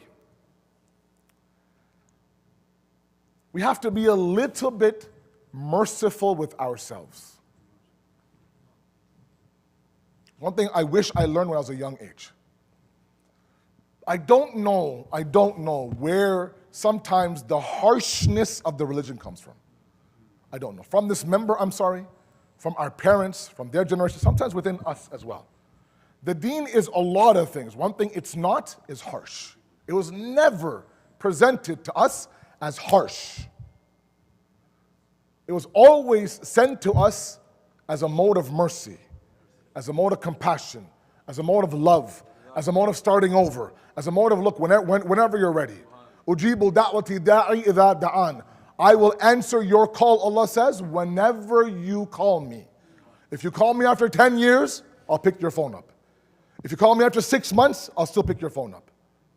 It's not like me where someone calls me after 10 years, buddy, forget it, I'm going to hang up. Why should I answer your call? I've been calling for 10 years, you didn't pick up once. Now all of a sudden, you're calling me after 10 years. No, thank you. I'm not a kilona that you pick me off the shelf, you play, you put me back. But God's not like that. Idha da'an is important. Whenever you call me, I'm always ready for you. But you have to call me initially. Okay? So we understand that much? Now, let's understand what the sunnah of Allah is. I'm not saying Allah is only Jamal, only love, only forgiveness. No, we have this idea that He is Qadir, and He is Muntaqim, and He is the Avenger, and there is wrath. He sends la'nat in the Quran on groups of people. Absolutely.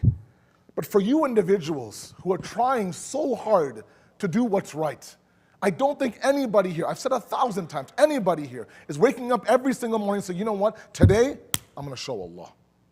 Watch what I do to God.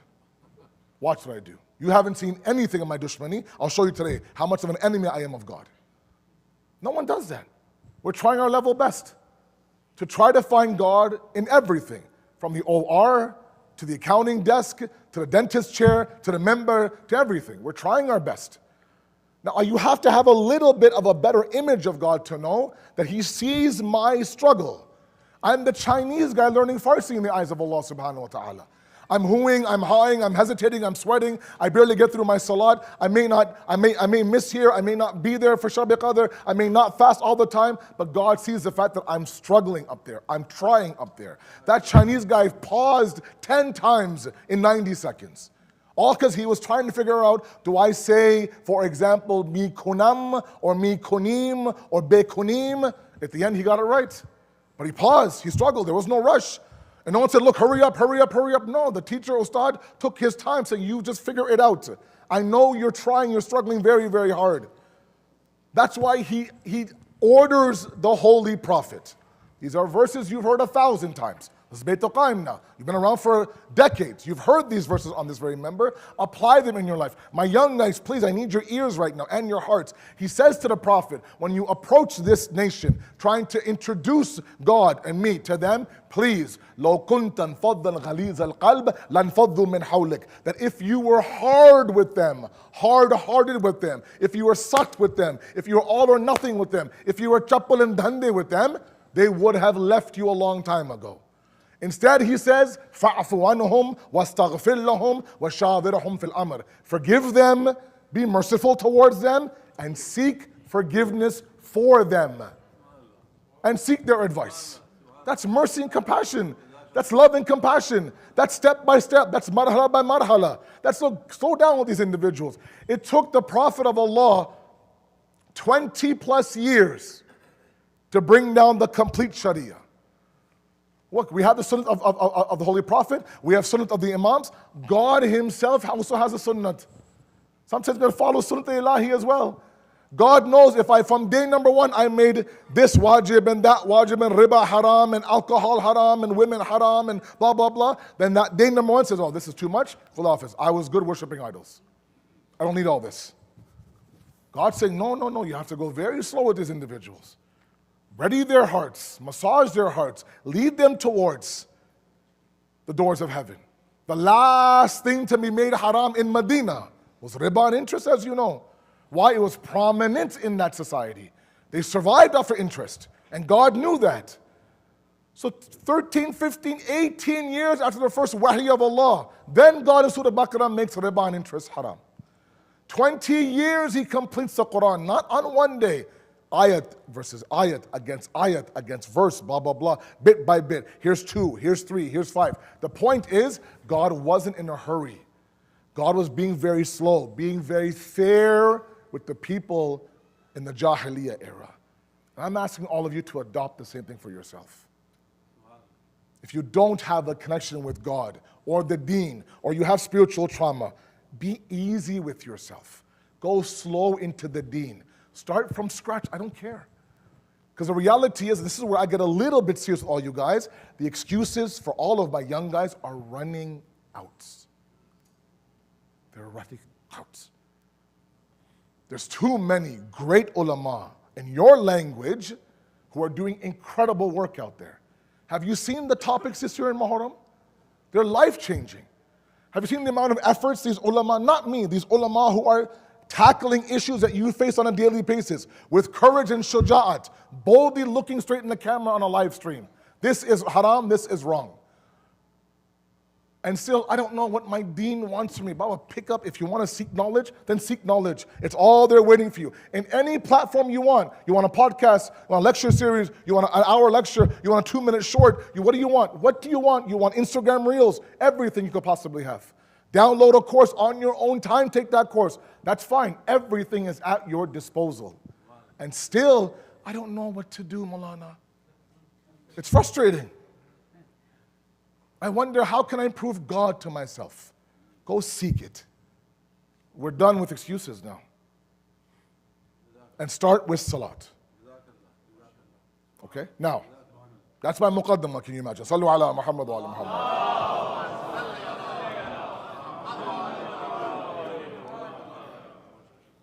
I want to present one philosophy of Salat in front of all of you. When it comes to qiyam,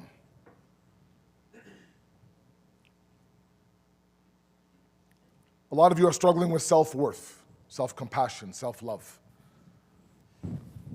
A lot of you find it hard to forgive yourself.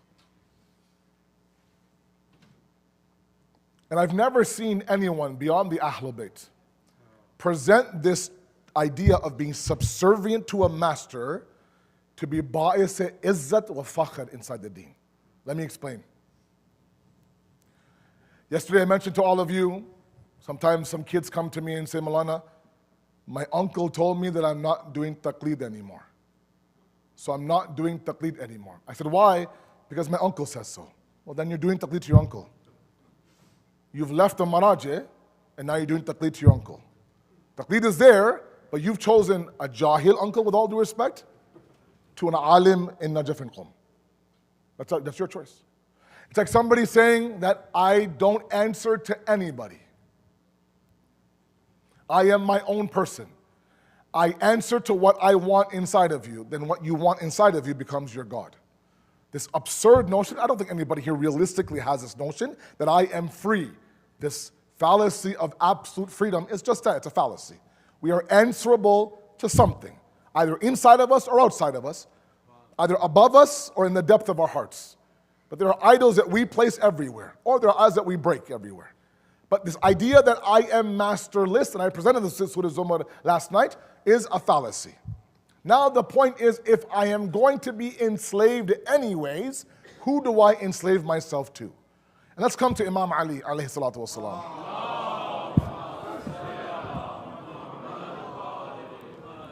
These are treasures, I tell you. The words of the Ahlul Bayt are treasures. And sometimes we take it for granted. We have these at our disposal. These are your heroes. These are your role models. Don't chase after these people. Try to emulate the Ahlul Bayt. Move from admiring the Ahlul Bayt to emulating the Ahlul Bayt. Leave the admiration to the Sikh poets and the Hindu poets and the Christian writers. They can admire your Ahlul Bayt, no problem. But the expectation from you and I is not just admiration, it's emulation. There's a big difference. Khair. Different mawzu, different ashra. Imam Ali has this beautiful, beautiful statement. Ya ilahi, sallu ala Muhammad wa ala Muhammad, please. Follow every word of this. I'll translate every word and take you through this very, very slowly, and then I'll come to qiyam, I promise you. I will join these two together. He says, Ya ilahi, kafa li izzan an akunu laka abdan. وَكَفَى بِفَخْرًا أَن تَكُونُوا لِي رَبًّا. Oh, it is a statement that we have to really engrave in our hearts. Oh Allah, it's enough of a source of respect for me. The words are izzah and fakhr. Izzah, you know, both these words are Farsi and Urdu. Izzah, it's enough of a source of respect for me that I am your slave. And it's enough of a source of pride for me that you are my master. Have you ever heard of anybody combine the idea of being an abd of something with their izzah and their fakhr? Have you ever heard of anybody elevate the idea of servanthood to the point that Amir al-Mu'mineen has? That it is my honor that of all the various idols I have to choose from, I've chosen to what? Enslave myself to you. So those people who are looking for honor, validation, self-respect, a lot of that is to enslave yourself to Allah subhanahu wa ta'ala. Now come to qiyam. Qiyam, standing in salat. Imam Khomeini rahmatullah alayhi in his Adab al-Salat, a masterpiece on salat, he talks about qiyam in one of his chapters. After 17 chapters of talking about adab qalbiya, the etiquette of the heart, then he gets into an actual discussion on taharat and wudu in 19th chapter. He spends 17 durus just getting our hearts ready to stand in that mihrab. There's a whole chapter on qiyam. Now you would sit there and think, okay, this person's standing. How can you write three pages on just standing? The person's standing there. What's the big deal? Look at what he says. The act of standing sends multiple messages to those who are watching you stand. I'll give you an example. It's my example, not his. Sallu ala Muhammad wa ala Muhammad.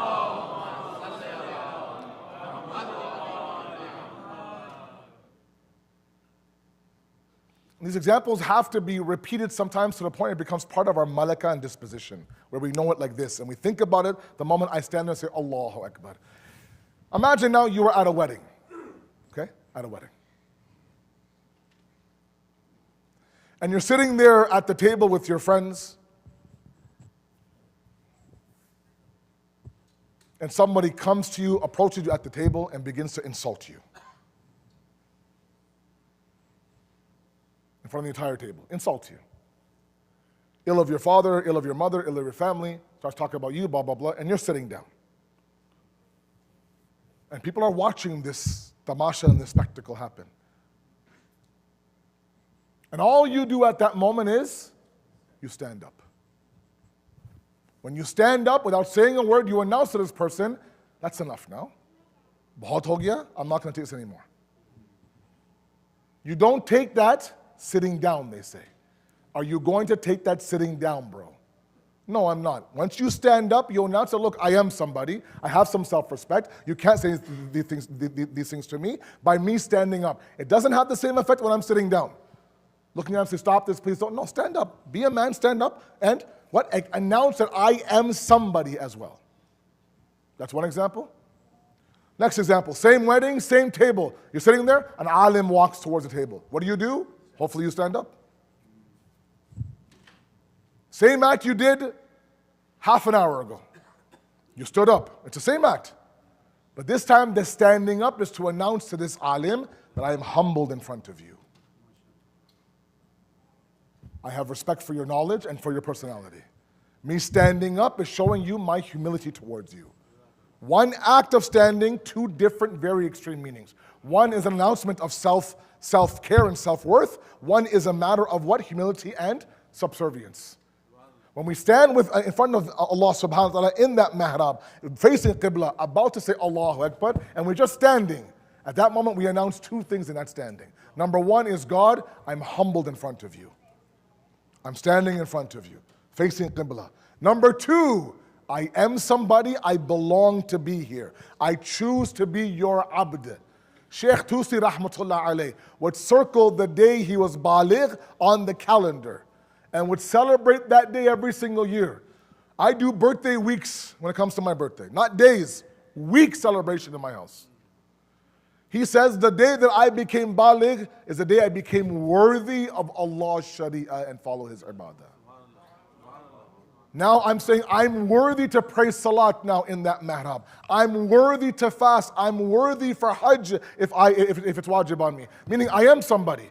Of all the people I can sit there and attach myself to, I've chosen with my own freedom to stand in front of you and announce, God, I belong here, but as a humble servant. That one act of standing, two different meanings. So a lot of you are seeking validation, self-worth. Tell me who I am. I feel like I'm nobody. God's saying, stand in front of me. Not only are you humbled in front of you, and you break the ana inside of you, but you also what? Announce that I am somebody as well. Look, let me give you a very simple example and then Masad. Fateh Mecca, the example is beautiful. The imagery is outstanding.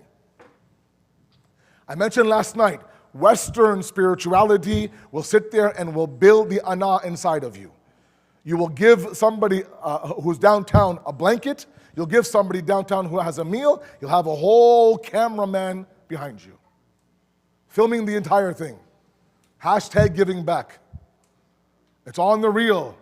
Watch me as I feed the poor downtown in New Jersey. Watch me as I hand out blankets in downtown Philly. Watch me. Get the angle from here. Get this from here. All of it is meant to serve the ana inside of me, the me inside of me, the ma inside of me, that ego inside of me. The deen says that that spirituality that I have, meaning God has, is meant to destroy the ego inside of you. It's not meant to build it up. How can you be a slave if you're worshiping yourself? So the first portion of us trying to get Salat to be an avenue of salvation is we have to break our idols inside of us. That's why the very foundational testimony is La ilaha illallah. Sometimes we spend our entire life in La ilaha, the small G gods. Let me give you a Fateh Mecca example. Sallu ala Muhammad wa ala Muhammad. The Prophet of Allah enters Mecca, conquers Mecca, announces what? Amnesty, amniyat for Abu Sufyan. And then he sends out his task force in Mecca. You go on the outskirts, you go here, you go here, you go here. Wherever you see an idol, destroy it in Mecca. Small temples, big temples, outside people's homes, blah, blah, blah. All of it. Get rid of everything, from the outskirts of Mecca to the city of Mecca. And then he grabs Amir al-Mu'mineen. Says, Ali, you come with me. Inside the Kaaba, outside the Kaaba, destroys the idols one by one. When the Prophet of Allah was told that, Ya Rasulullah, Mecca is free of the idols, then the hukum to Bilal came. Climb up the Mecca and now announce Allahu Akbar 4 times. But not before the idols were gone. It's not possible to announce Allahu Akbar, Allah is the greatest, when you're surrounded by idols. It's not possible. First remove the idols and then claim Allah is the greatest. First La ilaha and then illallah. It has to be done that way. And oh, by the way, it can't be done without the Ahlul Bayt's help. Tawassul and shafa'at, no matter what you hear online, the attacks we have against tawassul and shafa'at is absurd. You will not get anywhere unless you take the Ahlul Bayt with you towards Allah subhanahu wa ta'ala. Sallu ala Muhammad wa ala Muhammad. And this... So my brothers and my sisters, please, I ask you humbly, Salat is an avenue for mental health and for contentment and for sukoon. You've heard the term triggers before. Triggers are those moments that bring you back to those moments that caused you pain and hopelessness. I'm triggered by this word. I'm triggered by this person. That event triggers me. Sometimes when I enter a building, it triggers me. The opposite of trigger are glimmers. Glimmers. They have a word for everything nowadays. Glimmers. Glimmers are what? Those moments of hope, those moments of beauty, those moments of itminan, those moments of sukoon and serenity. When you have enough glimmers, you end up seeking those glimmers out. Those moments where in this disgusting, very difficult world, there's moments where the diamond shines bright enough, it conquers the darkness. I've been living in darkness all day long. That one moment where this hot wind, this Houston, Texas, 108 degrees weather, there's a breeze that happens. I was just in Houston last week. It's hot down there. I arrived in Houston 110 degrees. I mean, I love 110, but not for the weather. It's really, really hot. Nay, you guys didn't hear that. Ya Ali. Sallu ala Muhammad wa ala Muhammad. जुमला ज़ाय हो गया नासिर भाई खैर And there are moments where this sun was beaming down on us. And then there are moments where we felt a little bit of a breeze, albeit for a minute. And that breeze made me forget about the heat of the sun. They're called what? Glimmers in our day. Allah subhanahu wa ta'ala says 5 times a day, I'm forcing you to go have your glimmer inside the mihrab. But amongst this darkness, amongst these struggles, there are moments where it should bring you hope, relief, joy. And we can't deny ourselves that moment. Part of the connection we have to Imam Hussein, is that on the nights before Ashura, he's asking Umar ibn Sa'd, don't start the battle on the 9th of Muharram. I want one night to worship Allah subhanahu wa ta'ala. Just one night. Imagine in the heat of that battle, knowing exactly what's going to happen. The only thing that Imam Hussein was worried about is that connection with Allah subhanahu wa ta'ala.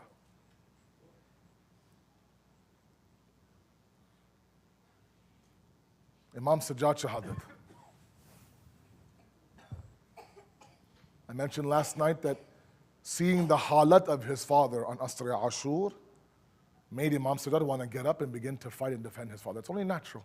You see your father in this state, you want to do something about it. But the sabr of Imam Sajjad, he had to make sure that this was not my battle. I'm now taking the women from Karbala to Kufa, Kufa to Sham. And Sham was very difficult. Kufa had its own difficulty. There are khutbahs given by our 4th Imam in Kufa. And there are khutbahs given by Imam Sajjad in Sham.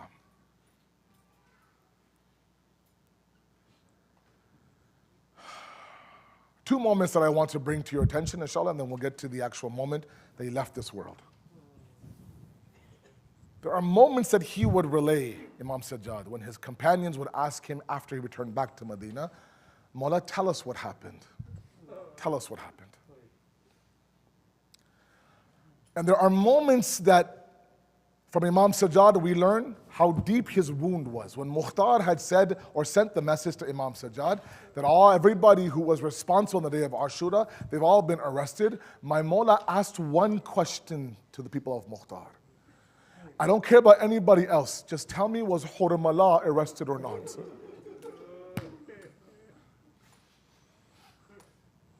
You could see how much Hurmala affected Imam Sajjad. But there is this one moment, a small moment, mind you, in the Maqtal. They write it and they move on. But I don't understand how he got through that moment. The Ahl Haram are brought inside. And for the first time now, they're in front of Yazid. You've been to Sham, many of you. All that is still there. There's balconies up. Men are watching this happening. There's a stage in the middle. On that stage, a little bit elevated, are the women and Imam Sajjad and the children. And a very high member is Yazid, la'natullah alayh. In front of Yazid is the Muqaddas head of Imam Hussein. I don't think we understand the journey that these women and these children took from Karbala to Kufa, Kufa to Sham. Do the calculation of how many miles that is. In that heat of the summer and wrapped up and tied up in ropes with these shackles around their neck. They arrive in Sham extremely exhausted, scarred. I said last night, Bibi Zainab saw things that Imam Hussein didn't see. Yazid begins to disrespect the face of Imam Hussein. Zat Nahiya, our Imam, now describes his words, not mine, I'm sorry. With a metal rod, he begins to beat the teeth of Imam Hussein. Announcing with fakhr, I have avenged my fathers in Badr today. With so much pride now, champion, celebrating his victory. And then he asked a question to Ibn Ziyad. Ibn Ziyad, I heard that Hussein's sister came with him to Karbala. Yes, Yazid, she did. Was she killed in Karbala or is she here right now in this crowd? She's here. Show me who she is. I want to speak to her directly. And that's when Imam Sajjad's heart begins to break into pieces.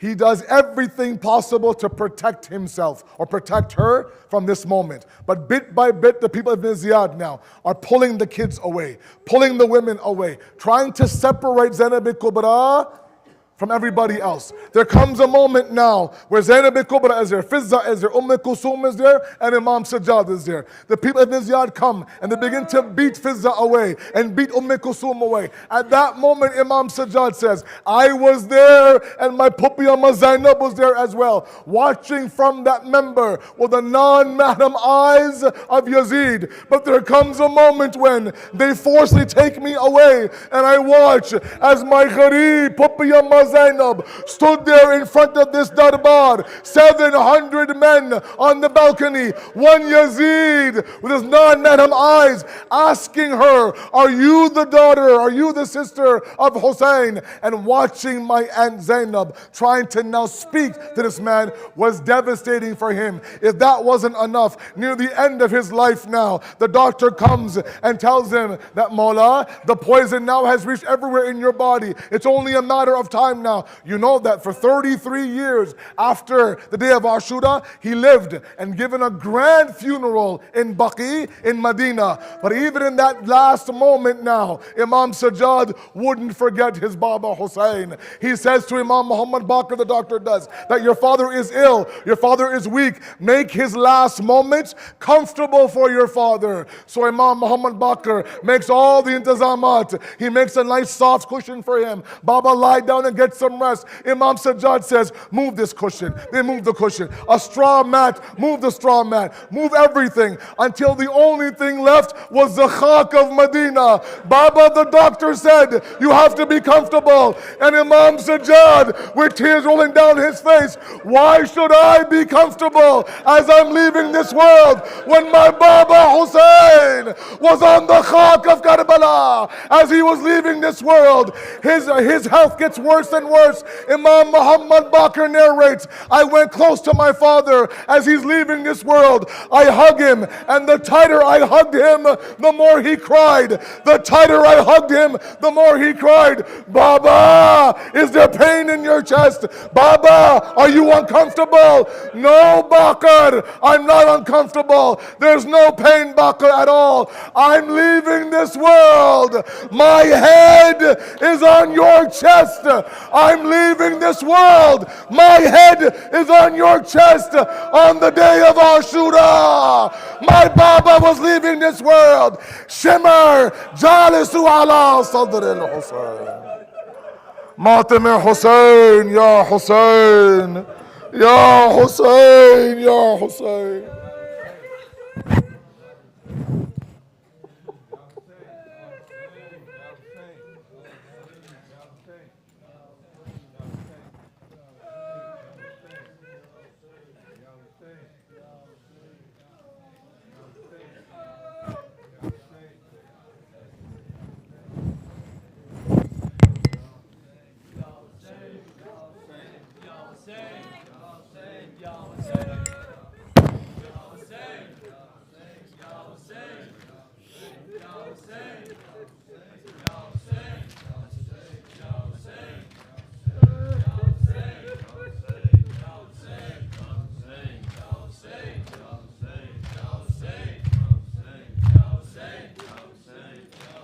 आबिदे बीमार की आँखों से खून रुकता नहीं, आबिदे बीमार की आँखों से खून रुकता नहीं, आबिदे बीमार की आँखों से खून रुकता नहीं, आबिदे बीमार की आँखों से खून रुकता नहीं, आबिदे बीमार की आँखों से खून रुकता नहीं, आबिदे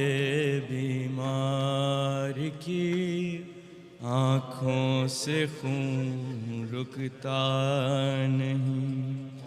جس کو زینب کے لیے، جس کو زینب کے لیے پردہ کہیں ملتا نہیں، عابد بیمار کی آنکھوں سے خون رکتا نہیں، عابد بیمار کی آنکھوں سے خون رکتا نہیں.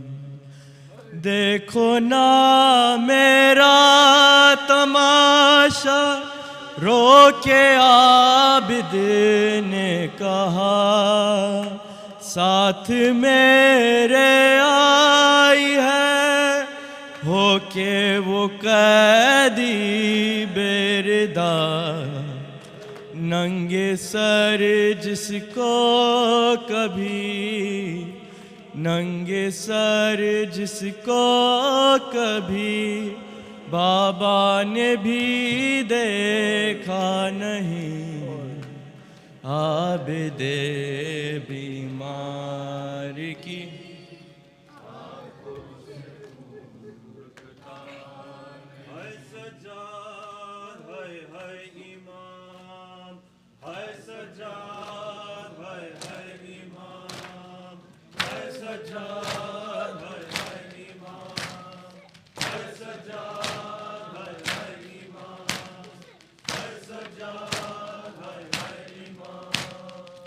سجاد ہے امام، ہے سجاد ہے امام، ہے سجاد ہے امام، ہے سجاد ہے.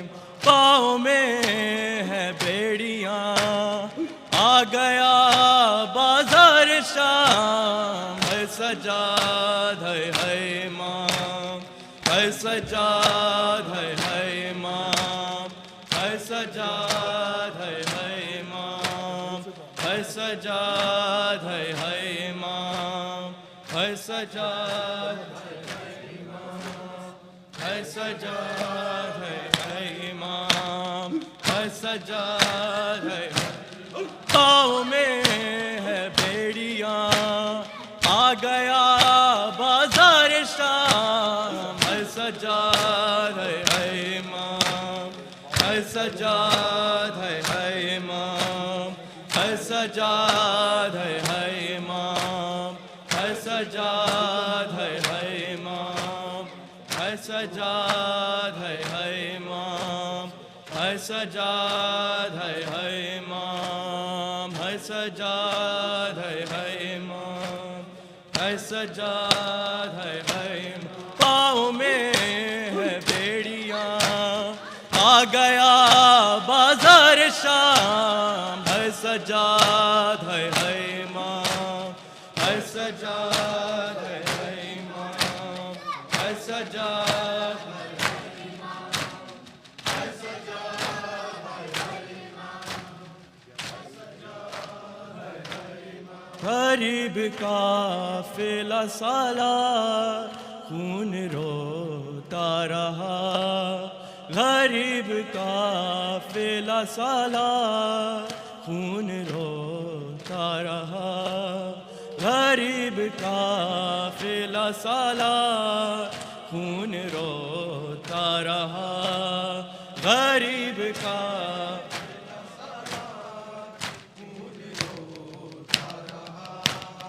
غریب قافلہ سالار خون روتا رہا، غریب قافلہ سالار خون روتا رہا، غریب قافلہ سالار خون روتا رہا.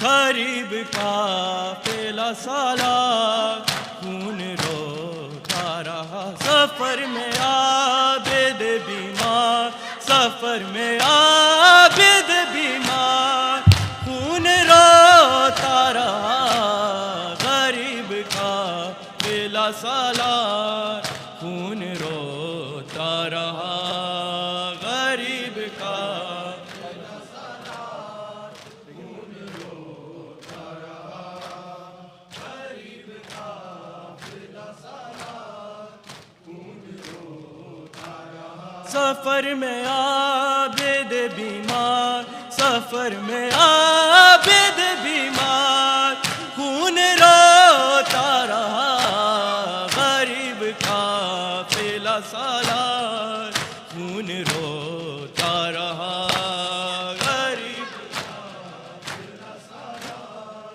خون روتا رہا غریب کا بلا سالار، خون روتا رہا۔ ہجوم عام تھا، پتھر تھے کھولتا پانی، ہجوم عام تھا، پتھر تھے کھولتا پانی، جو پہنچا شام کے بازار، جو پہنچا شام کے بازار، خون روتا رہا غریب کا بلا سالار، خون روتا رہا غریب کا بلا سالار، خون روتا رہا غریب کا بلا سالار، خون روتا رہا۔ ہجوم عام تھا، پتھر تھے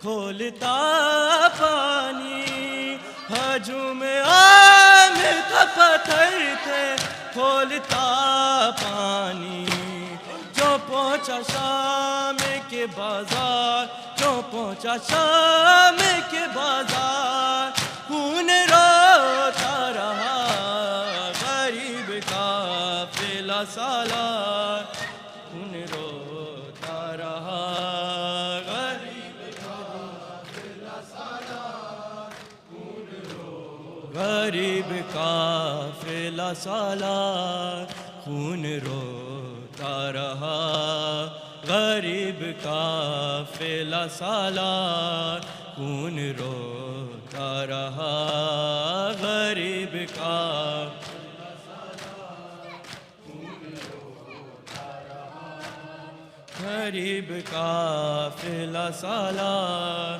خون روتا رہا۔ سفر میں عابد بیمار، سفر میں عابد بیمار، خون روتا رہا غریب کا بلا سالار، خون روتا رہا غریب کا بلا سالار، خون روتا رہا غریب کا بلا سالار، خون روتا رہا۔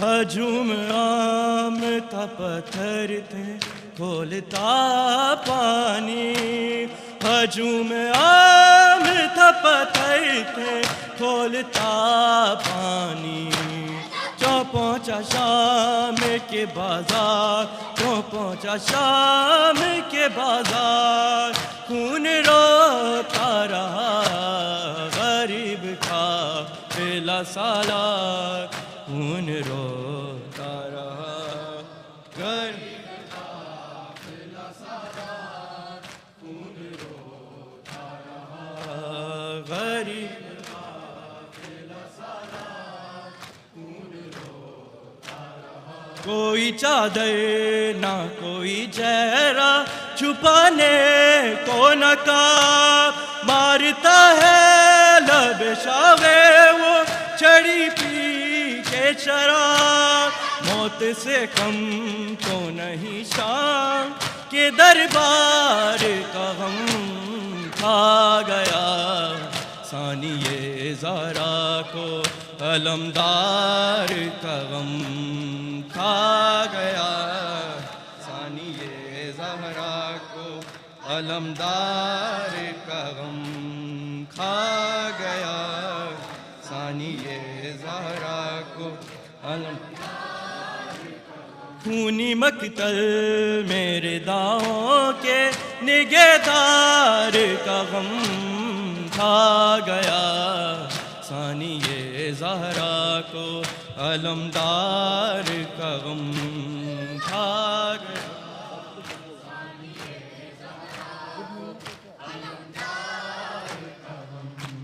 زندہ جب تک وہ رہا دیکھا نہ دکھ ہم نے کوئی، نہ کبھی اپنی رضا کی ہمیں فکر ہوئی۔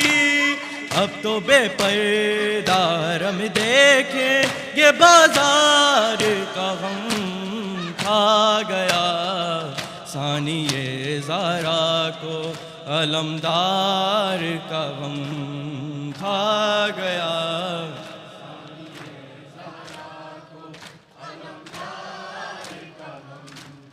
کھا گیا۔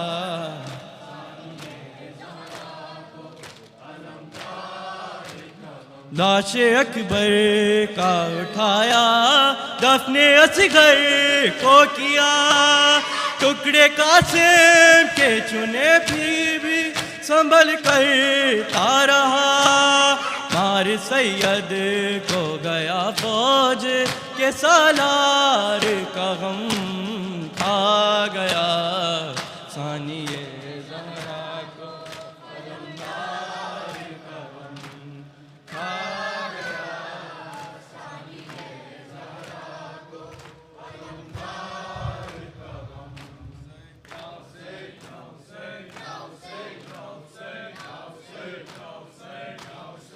اس وقت جب کہ زینب دربار میں گئی تھی، قاری نمازیوں سے محفل سجی ہوئی تھی، اور ظالم یہ پوچھتا تھا غازی تیرا کہاں ہے، بالوں سے منہ چھپائے زینب یہ کہہ رہی تھی، اے میرے بابا جان ہو رہی ہے اذان، سر چھپاؤں کہاں، اے میرے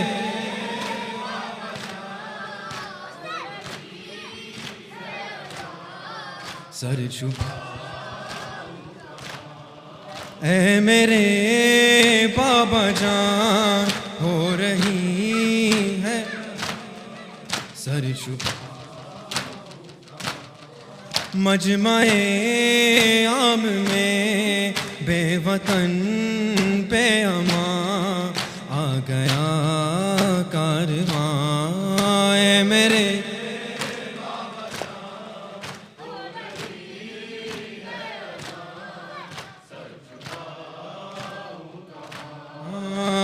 میرے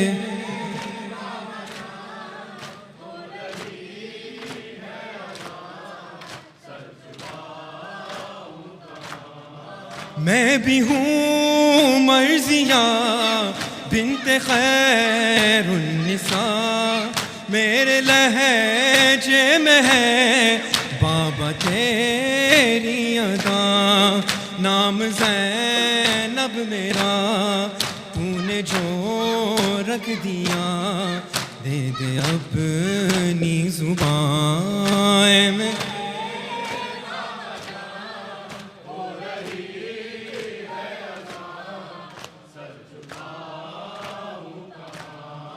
اے میرے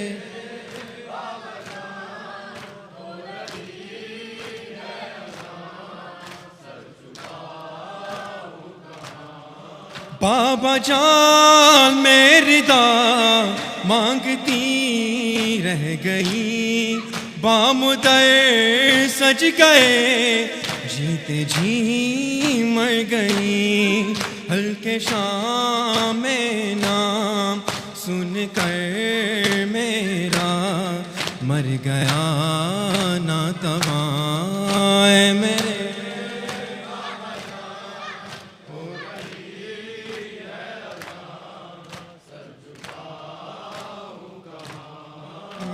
میرے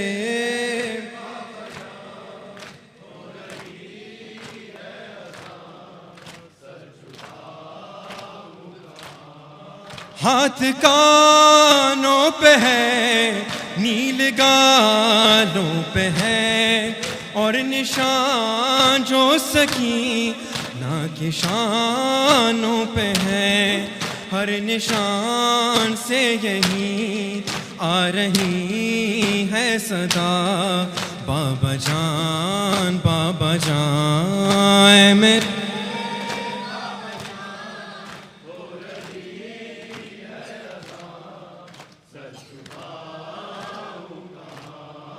اے میرے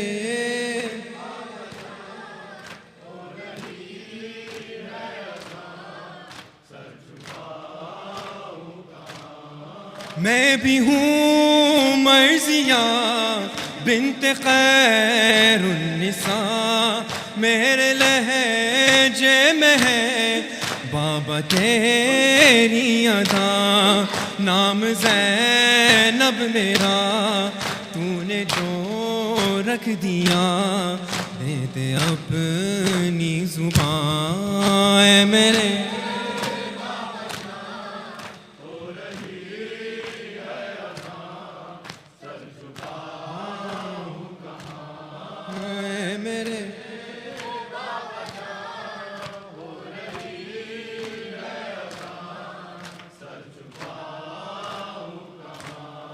مجمع عام میں بے وطن پہ اما آ گیا کارواں اے میرے بجان ہو رہی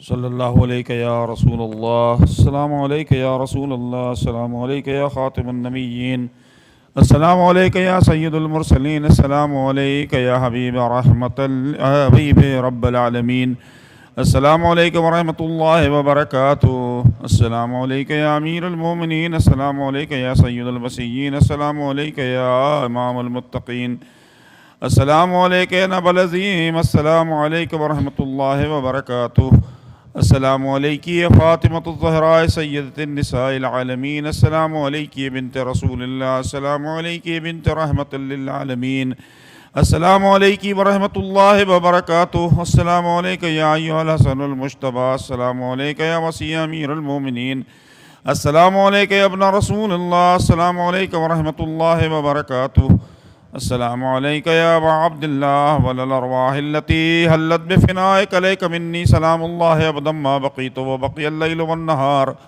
ولا جعله الله آخر العهد مني لزيارتكم.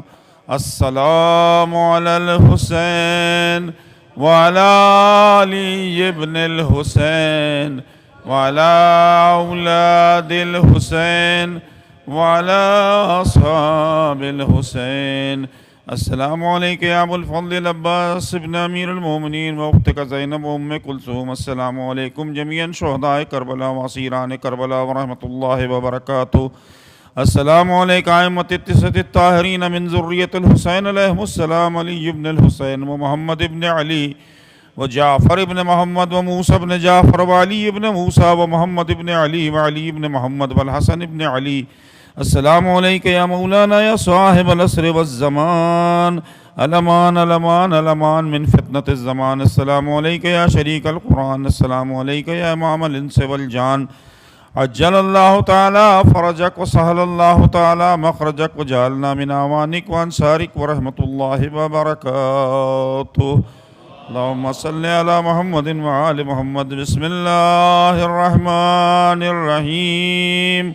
اللهم كن لوليك الحجة ابن الحسن صلواتك عليه وعلى آبائه في هذه الساعة وفي كل ساعة وليا وحافظا وقائدا وناصرا ودليلا وعينا حتى تسكنه أرضك طوعا وتمتعه فيها طويلا برحمتك يا أرحم الراحمين.